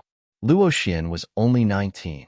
She knew what would happen if she gave a Qi recovering pill to a normal person to eat. I actually gave you Qi recovering pill for you. What should I do? Luo Xian was only 19. She knew what would happen if she gave a Qi recovering pill to a normal person to eat. Qi recovering pill was for ancient martial artists who were at least at yellow or above level to recover Qi. If a normal person accidentally ate this, then the only result would be death from explosion. In a hurry, she actually used this as an injury pill for Yimo, this ordinary person. Yimo was also shocked, but not because the pill Luo Xian gave him was Qi recovering pill, but because the pill could actually recover his Qi, although not much. Even he didn't have pills that could recover spirit Qi. Where did this girl get it from? There were many valuable ingredients in the pill that he couldn't even find. But these ingredients were just made into simple Qi recovery pill. What a waste of valuable things. If he had enough of these pills, Yimo could imagine that he could even use that pill to make Qi increasing pill. How could he get more of these pills from this little girl? He must get it. Yimo's face kept changing. He really wanted to beat Luo Xian down and search her body, but Yimo couldn't do such a thing. If this woman tried to harm him before, he wouldn't have any moral bearings for doing this, but the truth was, Luo Xian wasn't trying to harm him. Should he still do it? Seeing Yimo's strange face, Luo Xian was more worried that even her tears started to appear. She looked at Yimo with big eyes, but didn't have a good way to save him. Even if she took him to the hospital, he would still die. Plus, he wouldn't even make it to the hospital. She only knew murmuring, "Sorry, I really didn't mean it, sorry. Is there something wrong with me? How come I feel my stomach isn't right?" Yimo thought for a while and asked. Luo Xian wiped her tears and nodded, then saying, "Qi recovering pill can only be eaten by ancient martial artists. You will explode after eating. Sorry, I..." Yimo was trying so hard not to laugh, but his face turned bleak and scary. "I'm going to die, and it's caused by your Qi recovery pill. So after I die and turn into a ghost, I will still follow you. I have no feud with you, but you killed me. There's an extra ghost in this haunted house, so I can't let you go." Luo Xian's face turned white, but she shook her head. "I didn't mean it. In fact, I'm not scared of ghosts. I actually want to catch the ghost at level 9. No matter if you're afraid or not. I died by your hands, so I will follow you day and night. If there's an opportunity, one will eat you." Yimo said nastily. Luo Xian was more worried and said, "I really didn't mean to harm you. If people die, their souls will dissipate. How come your stomach isn't getting bigger?" Normal people who eat the pills will have their stomachs gradually grow big and then end in an explosion. Yimo was alarmed. He must not let her see anything. Thinking about this, his stomach started to grow big gradually. "Ah, your stomach." Luo Xian wanted to slap her mouth. As soon as she said Yimo's stomach, it turned big. What do I do? Luo Xian was very worried, but good thing was, although Imo Ying's stomach was growing big, it was very slow. Yimo said with a struggle, "I'm going to die. You go out. I don't want you to watch me die." But Luo Xian looked worriedly at Yimo and said after a while, "Sorry, I caused your death?" Yimo was so annoyed. "I've already said that, and what's the use of saying sorry?" Next line of the script should be, "If you have any last wishes, I'll help you finish it." Just when Yimo was prepared to remind Luo Xian, she wiped her eyes and said, "If you still have any last wishes, I will definitely help you finish it." Yimo's face grew bleaker as he said, "I don't want to hate you, but I hate your Qi recovery pill. Give me all your Qi recovery pills. Before I die, I will exact revenge on these pills. That is my only wish." Luo Xian didn't think much of it and took out the Qi recovery pills pitifully and said, "Actually, it's not the pill's fault. It's all my fault." Emo saw that she didn't give the pills to him and quickly said, "It's fine if you don't want to complete my wish. After I die, I will turn into a ghost and follow you day and night. Even if you're not afraid of ghosts, I will still find fellow ghosts and follow you." Luo Xian's face went white. Now that Emo said this, she quickly replied, "No, you must not, please." "Okay, I'll give them to you." Then, she put the chi recovery pills in front of Emo and said after a while, "If you turn into a ghost, don't follow me. Even if you do, don't get too many ghosts to follow me." Emo took back the chi recovery pills and was no longer in the mood to bullshit with Luo Xian. He quickly said, "Okay, I won't follow you. You can go out. I want to be by myself. Remember to fix the door for me." Then, Emo pushed Luo Xian out and closed the door. Emo looked at the pills in his hands and felt his face burning. It was like an adult tricking something from a little kid, but this woman couldn't be counted as a kid. Not only did she scheme him, and also gave him the wrong pill. If he really was a normal person, perhaps he would really have died. But Emo also knew that he was finding excuses for himself. After all, this bottle of pills must be really expensive on Earth. Never mind. When he concocted chi-increasing pills, he would give her 2. With 2, perhaps she could reach black level elementary stage. That would be the compensation. After all, without the chi recovery pill, it would be hard for Emo to concoct the chi-increasing pill at stage 3 chi gathering. Luo Xian stood outside and suddenly felt something wasn't quite right, but she didn't know what was wrong. Emo packed up his room and took a shower. He scanned his spirit sense out and found that Luo Xian hadn't left. She just sat in his living room dumbfounded. Helplessly, Emo could only open the door and looked at Luo Xian and asked, "How come you haven't left?" "Huh, you're not dead? That's great. I thought..." But she didn't finish the rest of the sentence. Seeing that Emo was fine, the happiness on her face was authentic. Seeing this expression, Emo felt more guilty, but this guilt just flashed across quickly. He'll just give her some chi-increasing pills, much more precious than her chi recovery pill.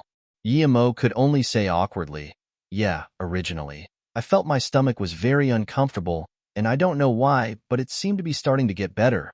This is quite strange." "Okay, you should be going back. It's just that my door is broken, and I need to fix it tomorrow." Emo was afraid Luo Xian would think about the pills and quickly directed her attention. "Oh, by the way, I forgot to ask you. When I just came in, I saw you were injured. Was it because the thing from upstairs came down? Wait, I'll go have a look." Then before Emo could reply, Luo Xian ran out quickly. Emo's spirit sense immediately followed and found that she actually went to the balcony of the 9th floor. She wasn't afraid today. This was really strange, but when she reached the 9th floor, she checked carefully. Eventually, her eyes fell on the footprints on the ground. One set was left behind by her, but beside it she saw another set that also belonged to a woman. However, it disappeared at the end of the balcony. What made her surprised the most was that there was another set of footprints that was much larger. It appeared very suddenly because there were no footsteps around it. Emo looked at Luo Xian's face that kept changing and commended on her meticulous mind. Although her experience was pitifully little, she was very meticulous. That, of course, was left behind by Emo. He forgot to erase it. After he left the footprints, he just flew to the 10th floor, so it appeared very suddenly. Emo thought Luo Xian would go upstairs and look, but she instead flipped down and came into Emo's house. "What are you doing back here?" Emo was scared of facing Luo Xian.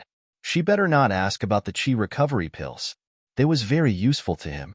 Luo Xian stood in front of Emo and hesitated for a long time before saying shyly, Emoing, my door is still not fixed. I'll have a look. I heard this building isn't safe.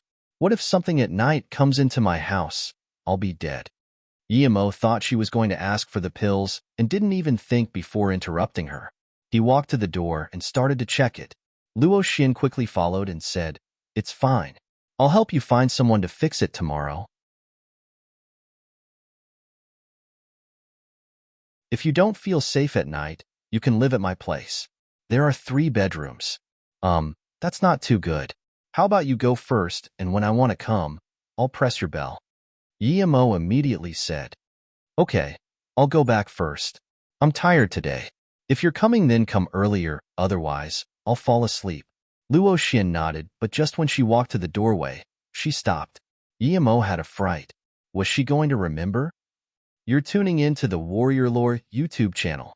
Don't forget to subscribe and join us on this journey to catch the most captivating stories.